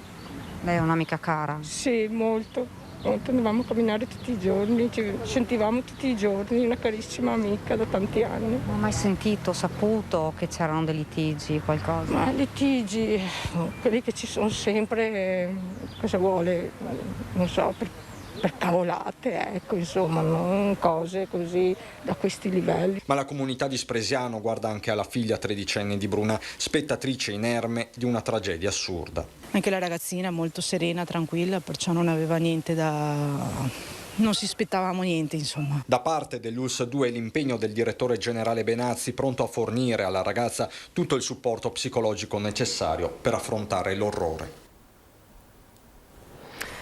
Ancora cronaca dal Padovano, ora cerimonia laica, domani mattina a partire dalle 9 al campo centrale di rugby agli impianti del CUS in via Corrado. Sarà questa infatti la sede dell'ultimo saluto al fotografo padovano Stefano Vallin, nel luogo dove negli anni della sua carriera sportiva aveva giocato molte volte. Vallin, 63 anni, sposato, è morto sabato scorso travolto da un'auto mentre era in moto, noto professionista della fotografia, generoso ed impegnato nel volontariato, nel cinema e nel tango. Come ballerino Vallin verrà salutato in maniera semplice dalle molte persone che lo conoscevano in una cerimonia appunto allo stadio di rugby che sarà aperta a tutti.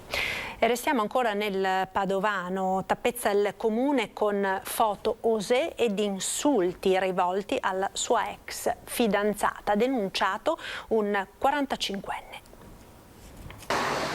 Sei una prostituta, questo e molti altri insulti scritti nei volantini che affiggeva per strada, nelle lettere anonime che inviava ai conoscenti insieme a foto osè. Un 45enne di Galliera Veneta è stato denunciato per diffamazione aggravata e diffusione illecita di documentazioni sessualmente esplicite. Le offese erano rivolte alla sua ex fidanzata, una 21enne residente in provincia di Padova, che ha denunciato tutto ai carabinieri. Il 45enne tra dicembre 2020 e febbraio 2021 ha messo in campo una serie di azioni diffamatorie e la giovane, esasperata, si è rivolta alle forze dell'ordine. Nel PC dell'uomo i carabinieri hanno trovato le tracce della creazione dei volantini. Ed ora parliamo di scuola, perché tra oggi e domani tutti gli studenti veneti termineranno le lezioni di quest'anno che è stato insomma così particolare e difficile a causa della pandemia. Ieri abbiamo sentito la dirigente dell'ufficio scolastico provinciale di Treviso circa l'apertura delle scuole anche durante l'estate, e in provincia di Treviso l'adesione degli istituti è molto buona. Sentiamo. Bene, assolutamente. E alle superiori, insomma, era chiaro che più che altro si sarebbe teso all'attività di recupero. Ai comprensivi magari si sta anche lavorando per attività relative al recupero della socialità, quindi all'aspetto anche ludico per i bambini più piccoli. Però vedo che le scuole, tanti dirigenti, ma anche naturalmente il corpo docente, si è reso disponibile alle attività in estate. Quindi insomma ci sarà scuola aperta anche d'estate?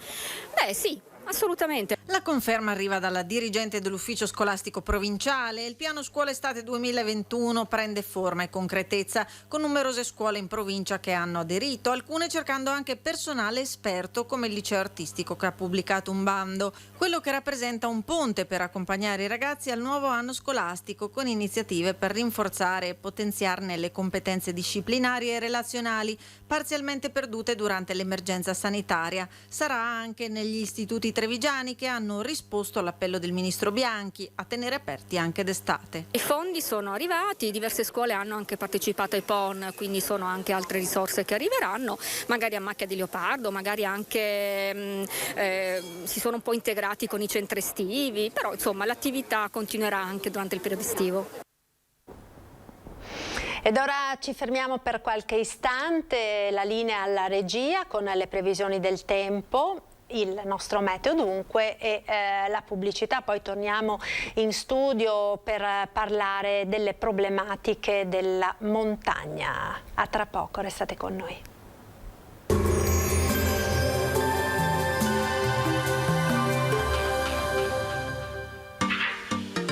Tremonti, attrezzature e materiale per saldatura professionale a Montebelluna. Benvenuti al meteo. Anticiclone africano e caldo estivo, bel tempo sul nostro territorio, ma con qualche disturbo. Vediamo insieme il dettaglio di venerdì 4 giugno.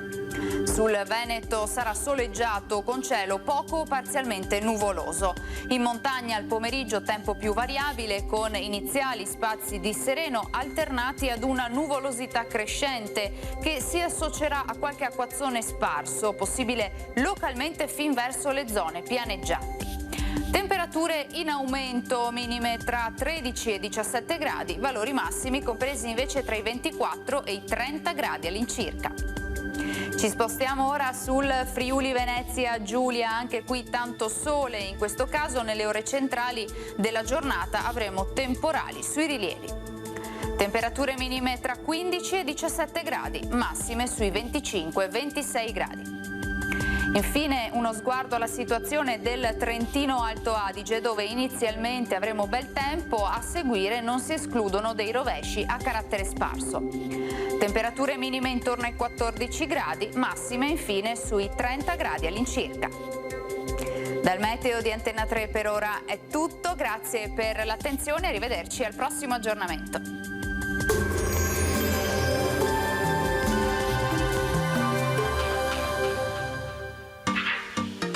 Tremonti, attrezzature e materiale per saldatura professionale a Montebelluna.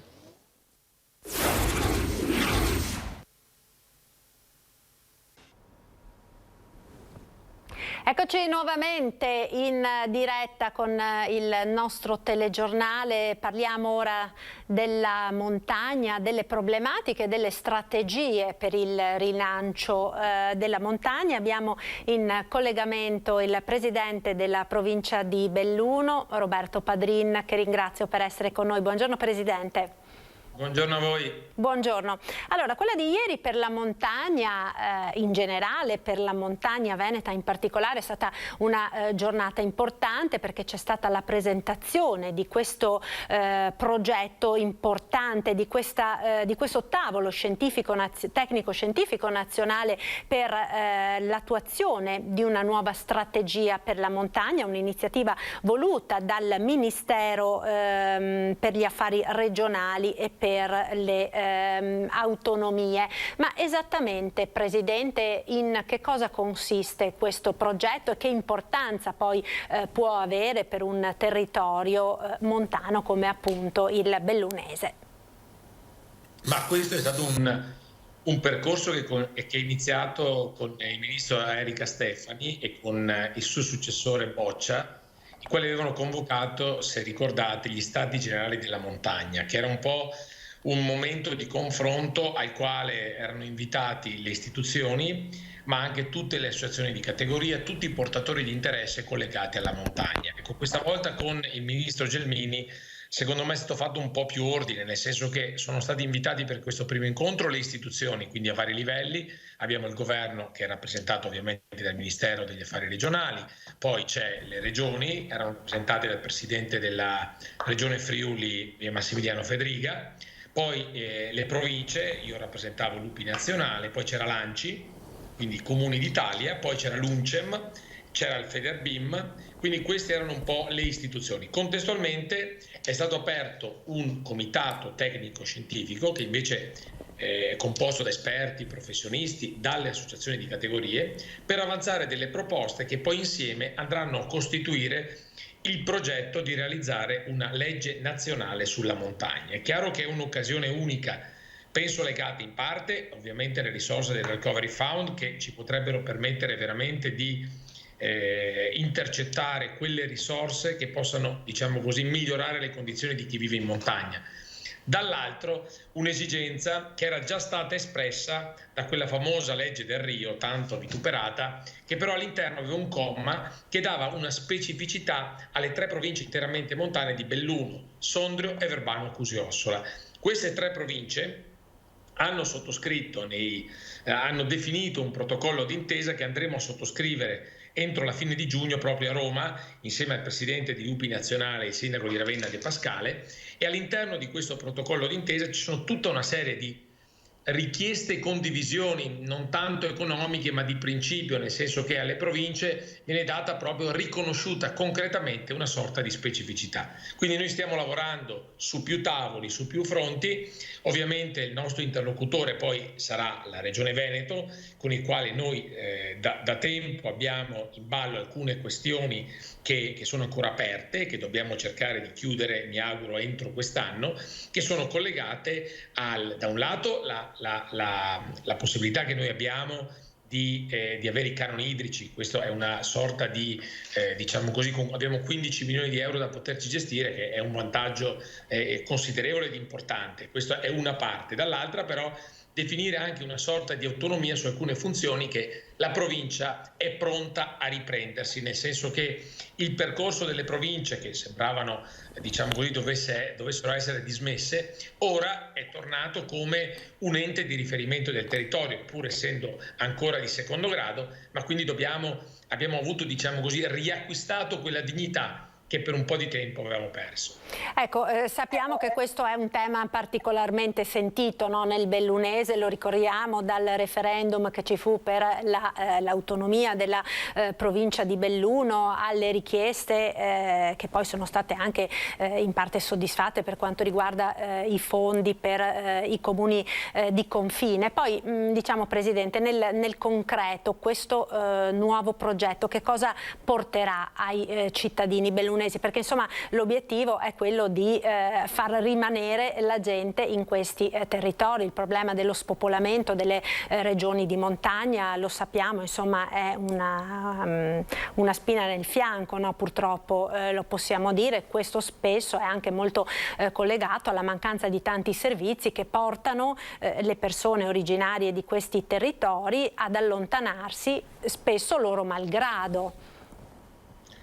Questa è una bella domanda, perché questo è un po' il frutto di tutto questo. Non possiamo, perché ci facciamo belle parole, eccetera, eccetera, però poi dobbiamo entrare sicuramente nel concreto e concretizzare con degli atti e delle iniziative che veramente possano combattere lo spopolamento. Allora ci sono alcuni temi che secondo me vanno affrontati. Uno un po' più generico, che riguarda direttamente gli enti locali, che è il meno importante, ma però è prezioso, nel senso che dobbiamo puntare ad una semplificazione burocratica, perché noi abbiamo difficoltà anche dal punto di vista del personale dei comuni, dove abbiamo comuni con veramente un tecnico che si divide tra 2 o 3 comuni, quindi abbiamo bisogno di semplificare burocraticamente la possibilità di realizzare opere, e questo è un impegno che si è preso il governo a livello nazionale e che dovrà avere delle ricadute positive, delle ripercussioni anche sul nostro territorio. Poi c'è l'altro grande tema, quello del costo dei servizi. Allora il presidente di UNCEM proponeva anche una fiscalità diciamo così, diversa per i luoghi di montagna, dove tutto costa di più di fatto nello spostamento, nel muoversi, nelle infrastrutture, in tutti quelli che sono i servizi. Quindi questo è un tema che all'interno della legge nazionale vediamo se riusciremo a portare a casa, perché avere una fiscalità di vantaggio è decisamente un punto che io direi sposo in maniera perfetta. E poi c'è invece tutta quella parte dove dobbiamo noi costruire, secondo me, qualcosa di concreto. Io ieri al tavolo ho portato un esempio. I giovani che vanno all'università, i giovani bellunesi che vanno all'università, ovviamente, visto che a Belluno parte un corso di infermieristica e alcune, diciamo così, scuole di formazione, la Luis Business School, Certottica, ma poi ci sono altre attività, ad esempio anche del Centro Consorzi, che stanno nascendo o che sono radicate ormai da diversi anni, però una vera e propria università noi non ce l'abbiamo più. Quindi i nostri giovani cosa fanno? Se ne vanno a Treviso, Padova, Verona, Vicenza, Trieste, Bologna, Milano, e l'80% di questi non rientra più. Non perché non ci siano opportunità lavorative, ma forse perché non sono delle opportunità adatte a quelle che sono le esigenze delle nostre aziende. Ecco che noi dobbiamo guardare ad una formazione che sia collegata col mondo del lavoro, e questo è il primo punto. Il secondo punto è cercare una formazione che possa permettere ai nostri ragazzi di trovare un'occupazione direttamente sul nostro territorio e di poter quindi tornare.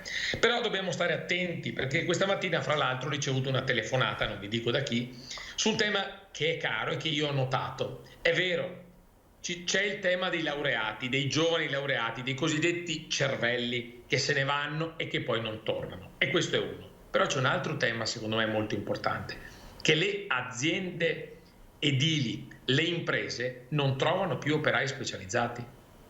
Allora questo è un tema molto più ampio, perché se ne parla e se ne discute da tempo qui da noi, nel senso che è chiaro che per un genitore avere un figlio ingegnere, avvocato, laureato è sicuramente motivo d'orgoglio, e su questo non c'è dubbio. Però abbiamo bisogno anche di persone che sappiano e vogliano lavorare manualmente, e questa manualità la stiamo sempre più perdendo, e quindi le imprese locali, e diciamo che dopo la crisi del 2010 più o meno c'è stata una fortissima, chi si è salvato, chi è riuscito a tener botta, adesso è pieno di lavoro, però non trova operai. Quindi dobbiamo cercare anche di rafforzare i centri professionali, che non sono scuole di parcheggio di chi non vuole studiare, sono delle scuole che vanno valorizzate perché riescono a preparare i nostri ragazzi in alcuni settori che sono indispensabili. Non si trova più un idraulico, non si trova più un elettricista. Questi sono lavori che ti fanno mantenere per tutta la vita.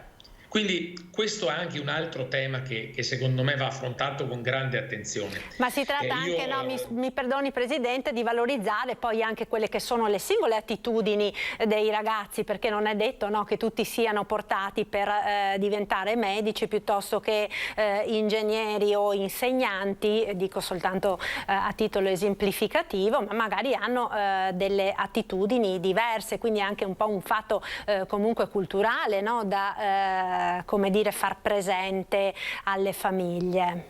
Io penso che questo sia uno dei colpevoli, non so se lo vedete queste cose qua sono sicuramente tra le colpevoli della perdita di quella manualità, di quella artigianalità che ha fatto grande il bellunese, ma dico il Veneto nel mondo.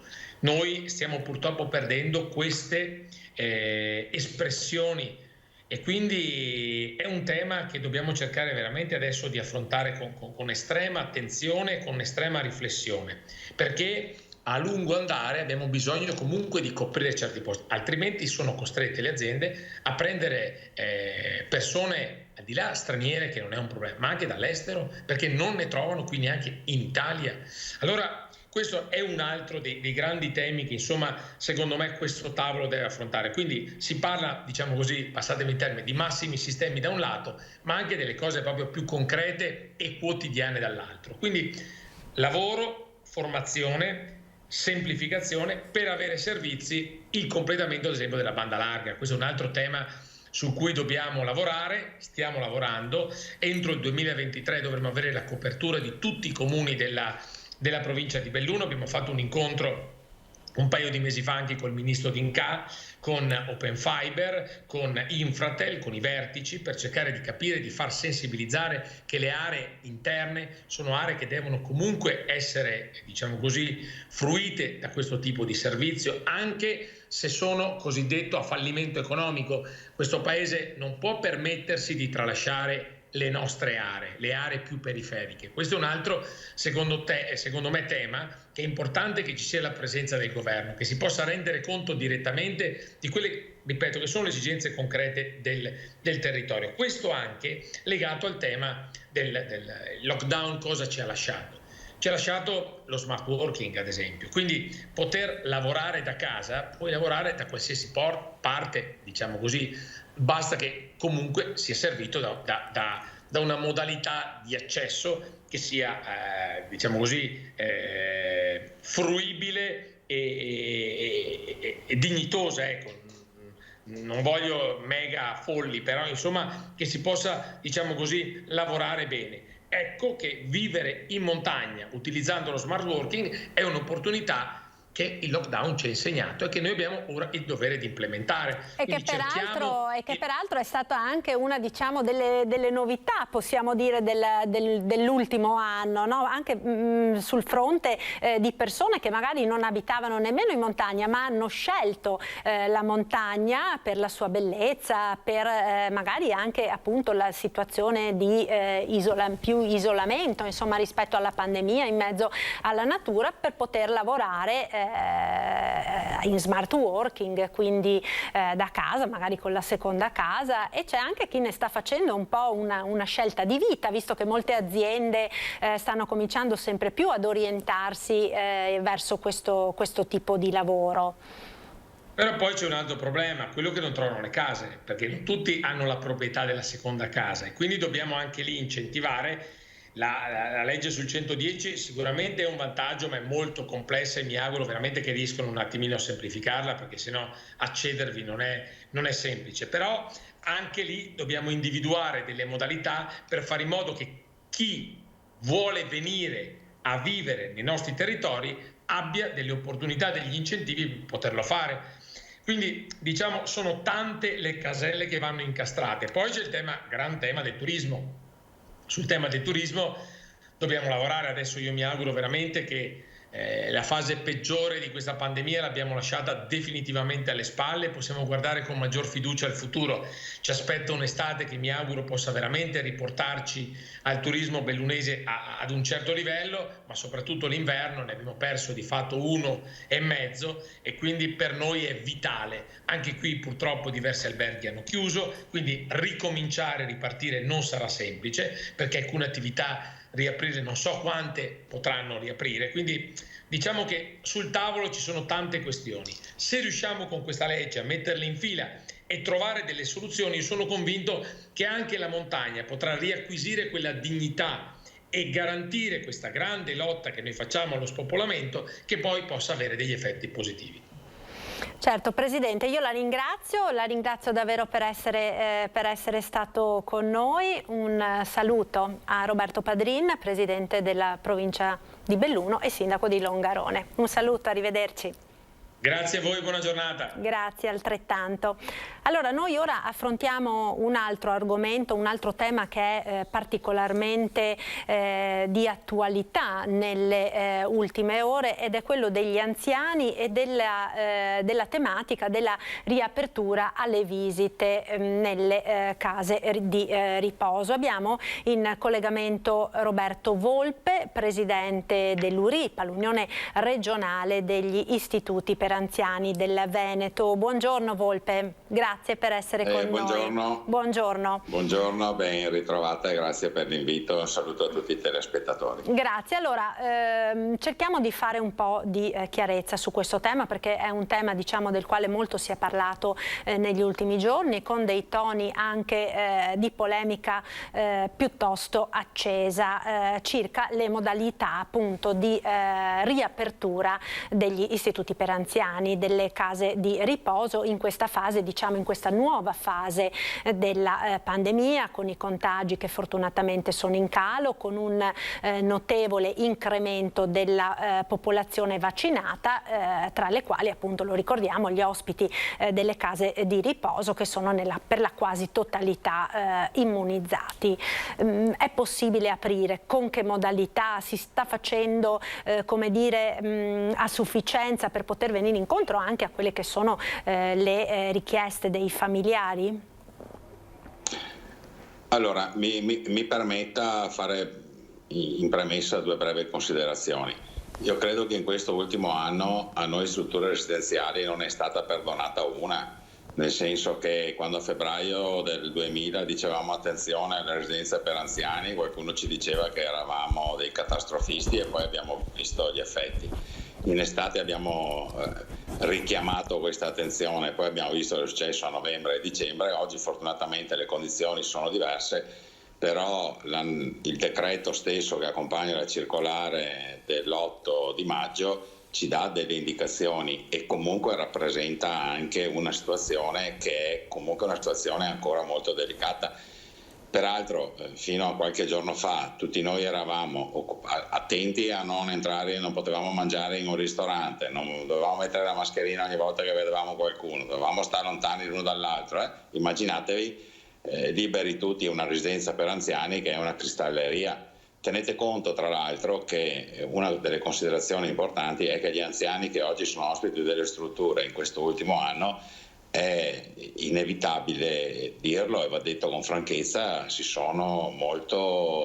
le condizioni di salute sono ovviamente deteriorate rispetto a prima, perché siamo cambiati noi. Immaginatevi una persona anziana costretta a rimanere comunque all'interno di una struttura, poi con la separazione degli affetti ed altro. Oggi quindi l'impatto psicologico sicuramente è stato devastante, ovviamente al di là fisico, di chi si è ammalato o meno, ma anche fisico. Tra l'altro ci dimentichiamo una cosa, tutti si sono scagliati contro di noi. Io ho letto delle cose vergognose sulla stampa anche da autorevoli esponenti, ci hanno definito carcerieri, aguzzini, chi ne ha di più si divertiva perché faceva molto populismo, faceva audience, si direbbe. Tenete conto che i primi ad essere preoccupati di questa situazione eravamo noi, e non a caso la famosa stanza degli abbracci non è nata certo per scelta del Ministero o per l'Istituto Superiore di Sanità, è stata una cosa pensata dalle strutture, in particolare da una struttura del Trevigiano, quindi è bene che la gente capisca quanto noi ci teniamo. Ci teniamo nella misura in cui oggi noi dobbiamo, e lo stiamo facendo. Tra l'altro do informazione che la Regione del Veneto proprio da qualche giorno ha istituito una banca dati dove noi settimanalmente metteremo tutti i dati, perché finalmente una volta per tutte ci siano dei dati oggettivi e non esclusivamente delle valutazioni soggettive. Quindi la Regione settimanalmente avrà questo dato a disposizione e potremo avere massivamente i numeri degli accessi dei familiari alle strutture, e vedrete che non sono pochi. Peraltro c'è un aspetto che va considerato e di cui va data informazione. La vaccinazione non è un impermeabile al Covid. Voi tenete conto che la stessa circolare del Ministero che determina le modalità di riapertura, al punto 1 di pagina 1, chiaramente esplicita due aspetti che sono fondamentali. Dice chiaramente che la programmazione delle visite deve considerare la condizione dell'ospite, aperta parentesi, età, fragilità, stato immunitario. Ecco, veniamo a questo punto allo stato immunitario. Guardate che ci sono anziani a cui noi stiamo facendo screening anticorpali che dopo il Covid, avendo avuto il Covid e dopo il vaccino, hanno difese immunitarie bassissime. Bassissime vuol dire che sono ad altissimo rischio di ricontrarre il Covid. Queste sono cose che è giusto che attraverso uno strumento di informazione come siete voi vadano dette, perché non è che gli anziani oggi hanno tutti un impermeabile contro il Covid.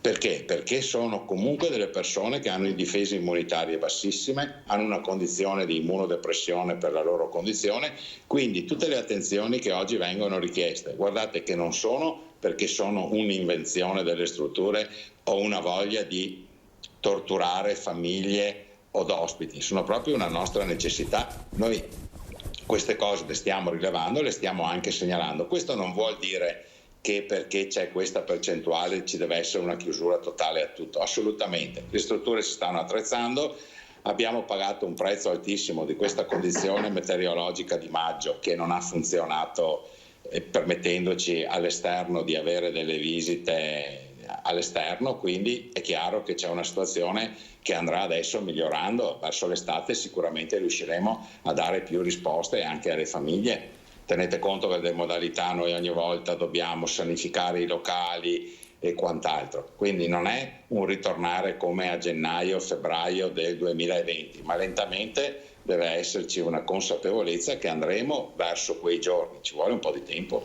Ecco, ma diciamo, i protocolli di sicurezza ora esattamente che cosa prevedono? Perché ne abbiamo sentite un po' di tutti i colori, no? Volpe, in queste ultime settimane, tamponi, vaccini, Green Pass interno, esterno, telo di plastica, schermo in plexiglass, no, all'esterno si può, non si può. Di fatto che cosa prevedono questi protocolli? Guardi, siccome le circolari ministeriali sono sempre, tutti gli atti della pubblica amministrazione tendono a essere atti difensivi, allora la circolare stessa parla in 2 punti del distanziamento sociale, quindi invita ancora a mantenere il distanziamento. Il Green Pass non è né più né meno che essere in possesso di uno di questi 3 elementi, o il certificato di avvenuta vaccinazione anche della seconda dose con 14 giorni di maturazione dalla dose, la certificazione di essere guariti da Covid o il tampone. Quindi il tampone rapido, per capirsi. Una di queste 3 condizioni è il pass per accedere. A quel punto l'incontro con l'ospite può essere anche un incontro fisico, quindi senza nessun tipo di barriere, e questa è la modalità che c'è, non ce ne sono altre. Chiaro che se ci sono situazioni particolari in cui c'è l'ospite che ha determinate fragilità, ci sono delle condizioni di rischio, magari si mantiene anche il distanziamento, ma oggi non è una condizione fondamentale quella. La stanza degli abbracci ormai probabilmente è una cosa che si riserverà solo a quel tipo di ospiti che le dicevo prima, quelli che hanno difese immunitarie praticamente azzerate e che quindi sono ad altissimo rischio.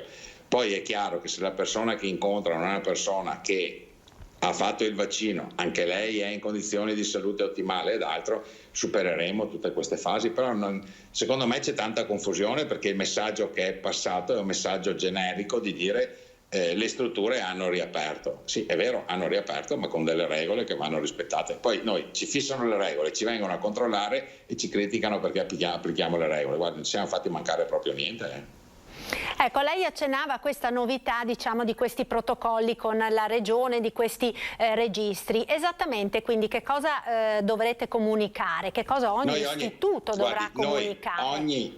Ogni settimana comunichiamo dalla seconda, mi pare, settimana di maggio, da quando è entrata in vigore la circolare, quindi la settimana successiva all'8 maggio, noi abbiamo inserito nella banca dati regionali, e dovremo inserirla per tutte le settimane a venire, il dato complessivo di quanti familiari entrano nelle nostre strutture a far visita e di questi quanti fanno la visita con delle situazioni che non siano liberi tutti, cioè che ci sia quindi una limitazione, quindi o la barriera di plexiglass o comunque delle barriere fisiche tra l'ospite. Per differenza si evidenziano quindi tutti gli ingressi che sono liberi. Io sono molto soddisfatto di questo, perché finalmente avremo dei numeri e ci permetterà anche, se c'è qualche struttura che è eccessivamente rigida in questa, di poter andare a capire del perché queste strutture sono ancora rigide. Poi pensate che ci sono anche discorsi legati agli spazi ed altro, per cui è difficile generalizzare. Ci sono strutture che all'esterno hanno dei spazi molto ampi, ci sono strutture che all'esterno magari non hanno spazi. È un po' una cosa da vedere singolarmente rispetto a casi specifici, però io oggi posso garantire tutti che le strutture hanno riaperto. Poi è chiaro, ci sono delle problematiche anche di gestione del personale, sanificare i locali, fare tutte le sanificazioni che ci vengono richieste, quindi non è che in una giornata puoi fare centinaia di incontri. ne fai un numero adeguato a quella che è la tua capacità organizzativa, che peraltro la circolare dice esattamente quella del Ministero, dice nella capacità organizzativa della singola struttura, perché questa è la situazione. Ecco, le faccio una domanda, una risposta proprio veloce, perché immagino che sia forse una delle cose che maggiormente stringono il cuore a tanti anziani, i nipotini, no? Il poter rivedere finalmente i nipoti. Adesso fortunatamente è stata estesa la possibilità di vaccinazione anche fino ai 12 anni, ma insomma ci vorrà del tempo. I bambini più piccoli ovviamente non sono vaccinati. Per quanto riguarda appunto questi nipotini, sarà possibile farli in qualche maniera rivedere di persona i nonni? Assolutamente sì, ma lo stava dicendo lei benissimo, proprio perché è una popolazione che abbiamo visto è quella che in questo momento può far aumentare il rischio. Leggevo proprio ieri anche di un cluster in Sicilia di ragazzi giovani, quindi man mano che andremo avanti con la vaccinazione anche per i giovani, credo che sicuramente anche questo sarà una grande opportunità per i nostri anziani e per i loro nipoti. Tenete conto che l'età media dei nostri anziani oggi nelle strutture sopra gli 85 anni non ha molti nipoti giovanissimi, teniamone conto, perché non è che abbiano poi hanno pronipoti giovani. Bisnipoti, diciamo, no, pronipoti, sì, sicuramente magari per i più piccini sono bisnonni. Posso chiudere intanto nel ringraziarvi, perché voi siete sempre molto attenti, ma per dire una cosa molto seria. Guardate che se la situazione rimane questa, al di là del tema degli ingressi, noi fra 6 mesi probabilmente dovremmo chiamare i familiari e 1/3 della popolazione anziana ospite delle strutture dovremmo invitare i familiari a riportarli a casa, perché se il trend della crisi infermieristica continua con i dati che io ho di questi giorni, noi non saremo più in grado di dare servizi di garanzia sociosanitaria ai nostri ospiti. Io non voglio essere catastrofista, perché le avevo chiamate per tempo e bene o male non ne ho sbagliate molte, ma guardate che tra qualche mese temo che ci ritroveremo a parlare di questo tema, ma con segnali molto preoccupanti. Le cose che diceva prima il presidente della provincia di Belluno valgono esattamente per noi. Guardate che è un dramma, e se manca un idraulico e un elettricista, non lo so, forse ce la faremo, ma guardate che se mancheranno gli infermieri con questa popolazione anziana che sta arrivando nel prossimo decennio, è già quella che c'è oggi, e vi ripeto, il dramma lo stiamo vivendo, ma se questo Paese non prende questo come uno dei problemi prioritari, guardate che noi, la popolazione anziana e le famiglie saranno veramente in ginocchio. Io temo che noi dovremmo arrivare come strutture a queste decisioni, perché non ce la facciamo più, non abbiamo più infermieri. Ecco, questo sicuramente è un tema di grandissima importanza, ne avevamo già parlato a suo tempo. Lei è da tempo insomma, che lancia questo grido d'allarme circa la carenza di personale infermieristico, tra l'altro una carenza che si è ulteriormente accentuata nel periodo del Covid, proprio perché molti infermieri magari hanno preferito rivolgersi a strutture pubbliche, andare a lavorare negli ospedali che comunque avevano grande bisogno, per cui sicuramente è un problema non questa indifferente. Questa emorragia non si è fermata. Il problema è che questa emorragia non si è fermata, anzi sta aumentando pesantemente proprio adesso alle porte dell'estate, dove tu dovresti garantire il periodo di ferie anche al personale. Noi stiamo perdendo infermieri giorno dopo giorno, quindi facciamo i turni ormai nelle strutture, credo oggi per domani non siamo più in grado di fare una programmazione turnistica. So che in tantissime strutture stanno saltando anche i servizi, le coperture notturne, perché se non hai forza lavoro non sacrifichi i servizi, ma di questo passo io temo che i danni della mancata possibilità di assistere dignitosamente gli ospiti rispetto a quelli che ha fatto il Covid saranno nettamente superiori. Ma come mai, Presidente, si sta verificando tutto ciò? Perché siamo un paese che da 20 anni sapeva di diventare vecchio, e in 20 anni questo è un paese che non ha fatto nessuna programmazione di una forza lavoro necessaria. 5,8 infermieri per 1000 abitanti in Italia contro i 13 di Francia, Germania, Belgio, 11 della Spagna.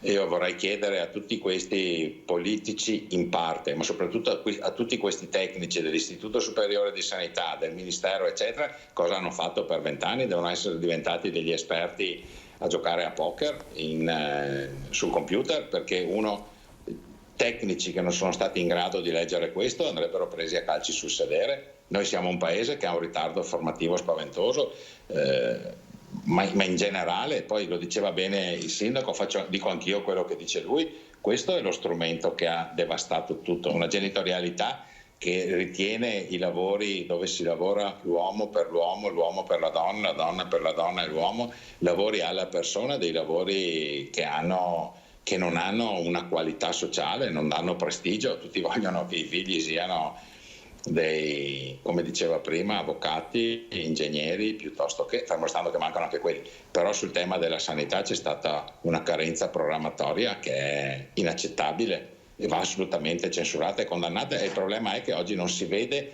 all'orizzonte niente per rincorrere comunque o porre in essere delle soluzioni intermedie, anche ecco, in questo quadro, Presidente, la questione degli operatori non vaccinati, degli operatori Novax, delle nuove direttive che prevederebbero la sospensione, no? Qualora queste persone rifiutino di vaccinarsi, assume un contorno di ulteriore gravità, no?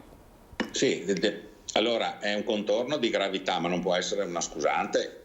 Questa gente va a casa, io non riesco a immaginare di incontrare un familiare e dirgli: guardi, lei non è vaccinato, non può abbracciare sua mamma, quando lui esce l'infermiere o l'operatore non vaccinato lo imbocca, lo cambia ed altro, no? Per piacere, cioè, diventiamo veramente ridicoli. Poi c'è questo problema, però c'è etica anche in questo. Chi ha scelto di fare questo mestiere per i più fragili deve avere senso di responsabilità. Poi guardi, mi creda, secondo me rimarranno pochi, perché quando gli si dirà a questa gente che il vaccino serve per andare in vacanza, per andare al cinema, andare al ristorante, vedrà che tutti vanno a vaccinarsi. Volpe, io la ringrazio per essere stato con noi, le auguro buon lavoro, grazie per la disponibilità. Grazie a voi perché come siete sempre molto attenti, grazie. Un saluto a Roberto Volpe, presidente dell'URIPA, l'Unione Regionale delle Case di Riposo. Buona giornata. Noi ora cambiamo tema, vedo che abbiamo già in collegamento il prossimo ospite. Ringrazio quindi e saluto Fabio Chies, coordinatore provinciale di Forza Italia per la provincia appunto di Treviso. Buongiorno Chies.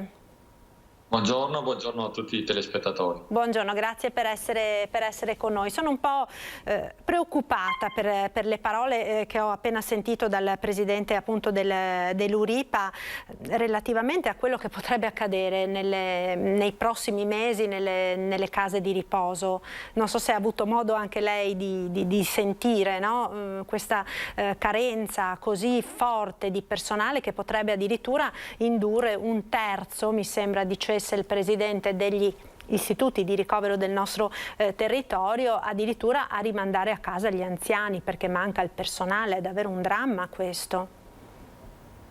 Siamo tutti molto preoccupati e aveva ragione il presidente Volpe quando diceva che il nostro è un paese nel quale secondo me addirittura le statistiche non vengono utilizzate come dovrebbero essere. Se vogliamo programmare in un paese moderno dobbiamo sapere quali sono le statistiche, qual è l'anagrafe, quali sono le situazioni attuali, ma soprattutto quali sono le prospettive future. Noi ci ritroveremo con un paese con un'età media che è molto avanzata già ora, ma lo sarà ancora di più nel prossimo decennio, nel quale non si è programmata la possibilità per gli anziani di avere delle cure adeguate in termini personali. E questo lo vediamo già oggi, ma come diceva Volpe lo vedremo ancora di più nei prossimi anni. La preoccupazione è grande, lo è soprattutto perché abbiamo degli anziani che hanno un'aspettativa di vita molto lunga e soprattutto meritano di avere anche la possibilità di viverla nel modo migliore possibile e che le cure ne siano sempre più adeguate a quelle che sono le patologie che si troveranno a dover affrontare. Sicuramente non era questo il tema, ma insomma ci tenevo a sentire anche la sua opinione su questo. Lei appunto è il coordinatore di Forza Italia per la provincia di Treviso. Quale futuro per il centrodestra, appunto, è il titolo di questa parte della nostra diretta, perché insomma stiamo vedendo grandi manovre all'interno della coalizione di centrodestra.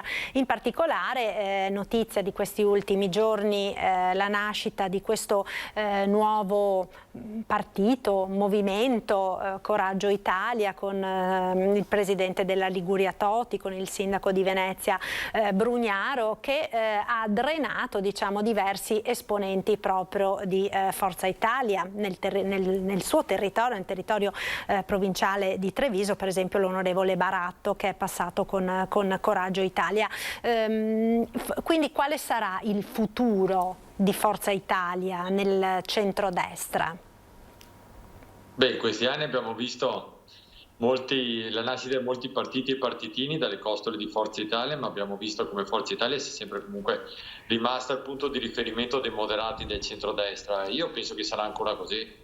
Penso che Forza Italia abbia una storia ben precisa, delle radici salde e forti, che interpretino al meglio tutto quell'insieme di elettori del centrodestra che non si riconosce nella Lega e Fratelli d'Italia.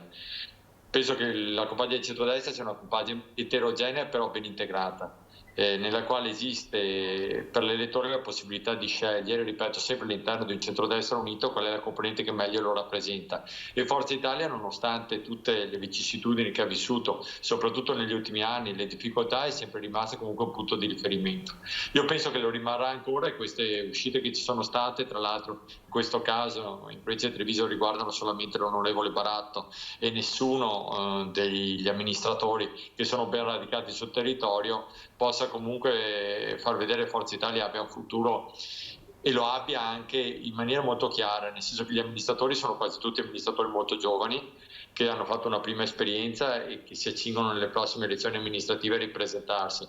Per cui la vedo comunque una situazione molto positiva per il nostro partito e non negativa come qualche magari uccello del malaugurio vorrebbe che fosse da molti decenni per Forza Italia, che invece continua a essere viva e vegeta.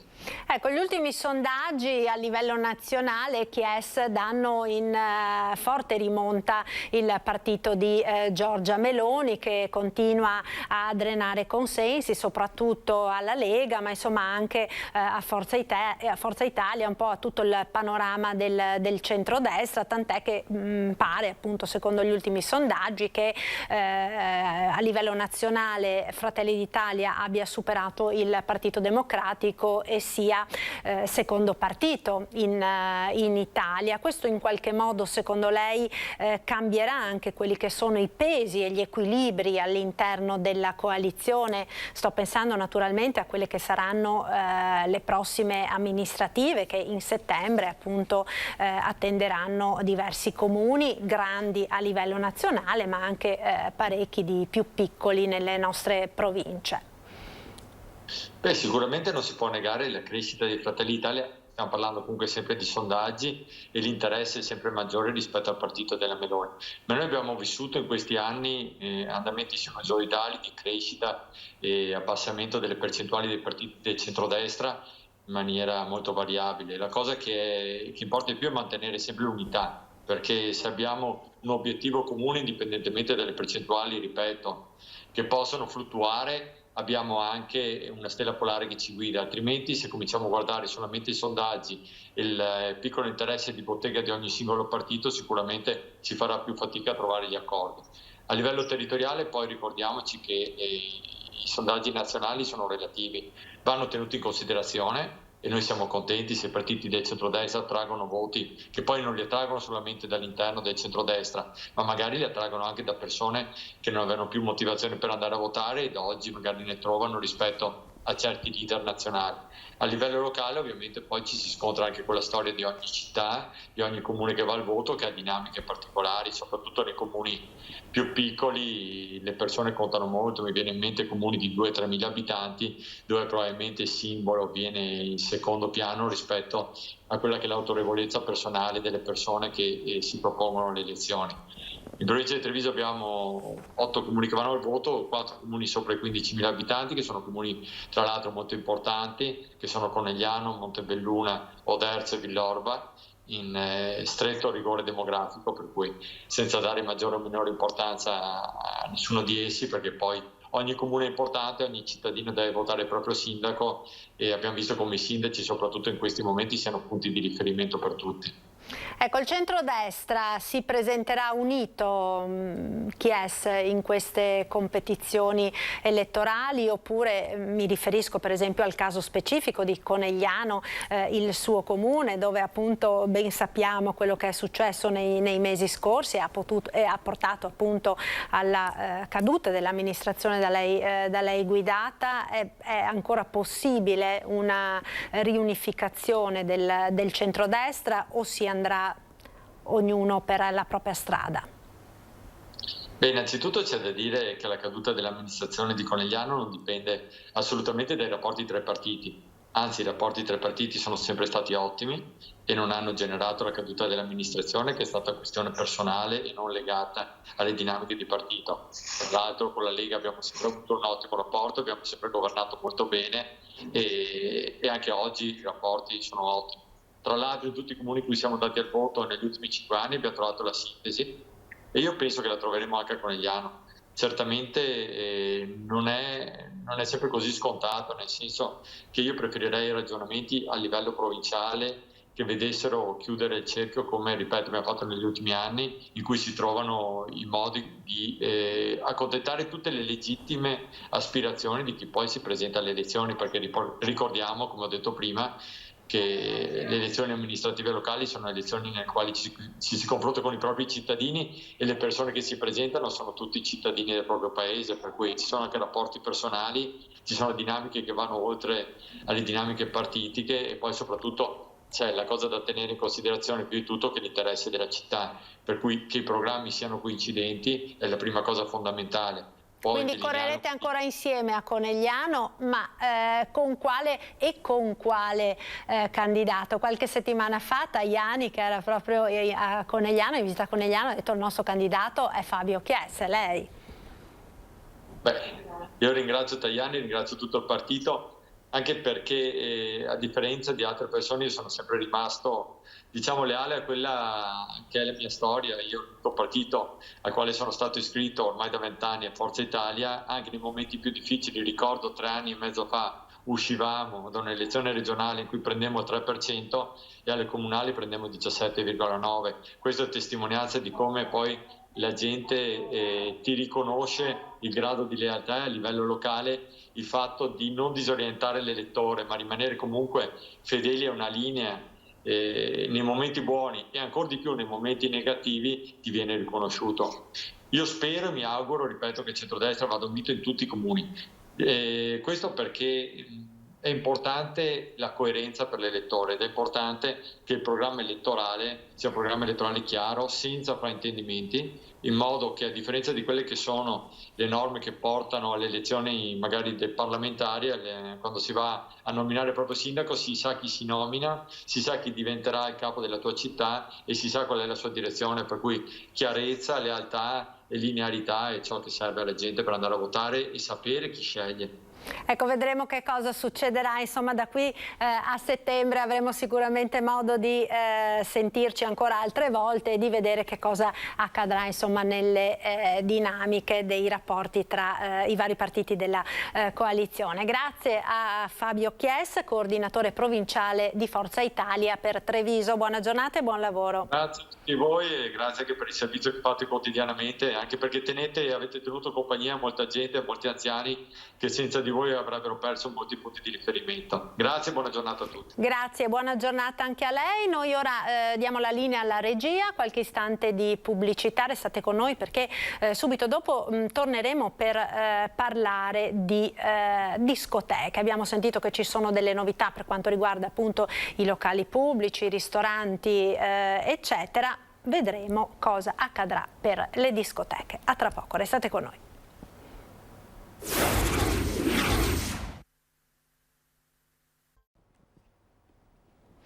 Eccoci nuovamente in diretta con il nostro telegiornale, parliamo ora di discoteche e di riaperture. Abbiamo in collegamento Franco Polato, presidente del SILB di Venezia e Rovigo. Buongiorno Polato, grazie per essere con noi. Buongiorno a tutti e un saluto da Jesolo. Buongiorno, allora questione delle discoteche, è un vero e proprio rebus, no? Quello che si è aperto nelle ultime ore. Abbiamo già visto la confusione che si è generata per quanto riguarda i numeri dei commensali che potranno sedere al tavolo dei ristoranti ieri con queste indiscrezioni, prima 8 al tavolo all'interno, nessun limite all'aperto, poi il numero è sceso a 6, sembrerebbe confermata ora questa ipotesi di 6 al tavolo all'interno e nessun limite all'aperto per quanto riguarda la zona bianca, non si è ben capito nella zona gialla, insomma c'è parecchia confusione, è attesa per oggi la circolare del Ministero della Salute che dovrebbe chiarire definitivamente questi aspetti. Ancor più confusione c'è per quanto riguarda le discoteche, no? Le abbiamo sentite anche qua un po' di tutti i colori, si apre ma come ristorante, quindi solo per mangiare, con la musica in sottofondo sì, ma non per ballare, solo per ascoltare, insomma che cosa succederà? Assolutamente sì, il trappolone per quanto ci riguarda è dietro l'angolo, nel senso, cerco di spiegarvi, noi siamo chiusi per decreto dal 23 febbraio del 2020, quindi sono un anno abbondante che noi siamo chiusi. Sottolineo decreto perché non vorremmo che questa apertura, questa concessione che ci viene data dal CTS sia un modo per dire noi comunque vi abbiamo fatto aprire e quindi non dobbiamo darvi nessun sostegno. E questo è il trappolone, siccome ne abbiamo già visti in questi 2 anni sostanzialmente di questi trappoloni, questa è la nostra paura. Allora, siccome anche noi siamo per un divertimento sano, un divertimento sicuro e per un'apertura chiaramente in tutela sicurezza, tutti hanno avuto una data certa di tutte le attività per riaperture, i matrimoni, i banchetti e quant'altro. L'unica a tutt'oggi che non ha ancora una data certa è quella dei locali da ballo. Per cui speriamo che venga chiarito il prima possibile, perché anche noi vogliamo ritornare a lavorare il prima possibile. Da parte dell'opinione pubblica c'è un percepito che la discoteca rientra in quel mondo un po' effimero, però ci ricordiamo tutti che o da giovani o comunque quando qualcuno si balla, quando qualcuno si sposa si balla, quando qualcuno nasce si fa festa si balla, cioè il ballo è una costante che l'uomo, la socializzazione si porta dietro. Altrimenti i nostri giovani, come abbiamo già visto, poi andrebbero in situazioni abusive e noi ne abbiamo già segnalate parecchie di queste, perché poi chiaramente quando non c'è più il controllo l'abusivismo esplode in tutta la sua forza e lo stiamo vedendo insomma, anche dall'estate scorsa. Questo è un po' l'allarme che voi lanciate da tempo, quello sulle feste private, no? All'interno di ville che addirittura vengono noleggiate all'uopo, ma le vostre richieste in questo senso quali sono per poter garantire delle aperture che siano effettivamente in sicurezza? Ricordiamo tutti, no, quanto era successo l'anno scorso con alcuni locali che avevano aperto e poi era stato di fatto impossibile mantenere distanziamenti, mascherine nei tanti giovani che si erano affollati e abbiamo tutti visto poi che cosa è accaduto, pensiamo per esempio ai locali della Sardegna eccetera. Qui apriamo una parentesi, scientificamente non sono state poi comprovate queste cose, ovvero sia il focolaio che è nato è che tutto il personale di un locale viveva all'interno degli stessi appartamenti, per cui lì è nato il focolaio, ma non si è trasmesso poi con la clientela, perché poi i dati diciamo che fino ad agosto e settembre la pandemia era praticamente nulla, ok?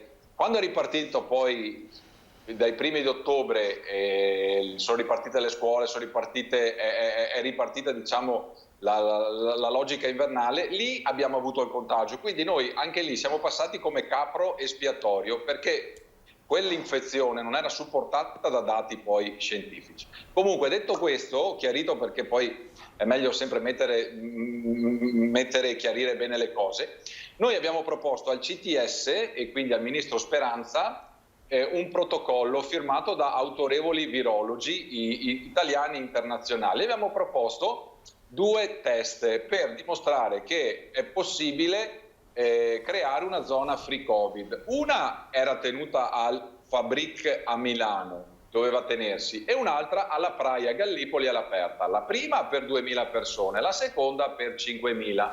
Il protocollo diceva chiaramente che i partecipanti dovevano avere il Green Pass, dovevano essere stati tamponati 48 ore prima e chiaramente poi avere i titoli per dimostrarlo. Dopo una settimana tutti i partecipanti sarebbero stati nuovamente tamponati per capirne e poi avere dei feedback rispetto all'esito. E questo noi avevamo proposto appunto al CTS e al Ministro Speranza in questi due esperimenti che potevamo farlo, però a tutt'oggi il Ministro Speranza e il CTS non ci hanno ancora avvallato questi 2 esperimenti.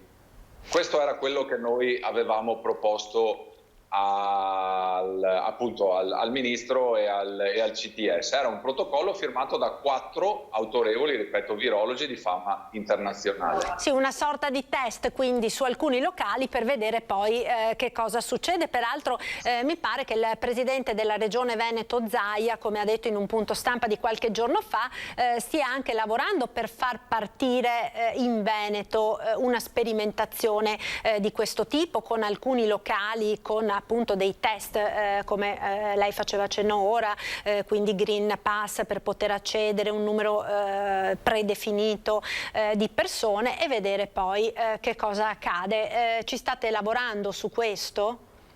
Certo, noi lo stesso protocollo l'abbiamo girato al governatore, che poi è sempre stato sensibile alla nostra causa, e quando abbiamo chiesto di incontrarlo per portare le nostre problematiche si è sempre dimostrato molto disponibile, per questo lo ringrazio personalmente, e abbiamo portato esattamente gli stessi protocolli che noi che abbiamo portato appunto al CTS per la Praia di Gallipoli e il Fabric di Milano.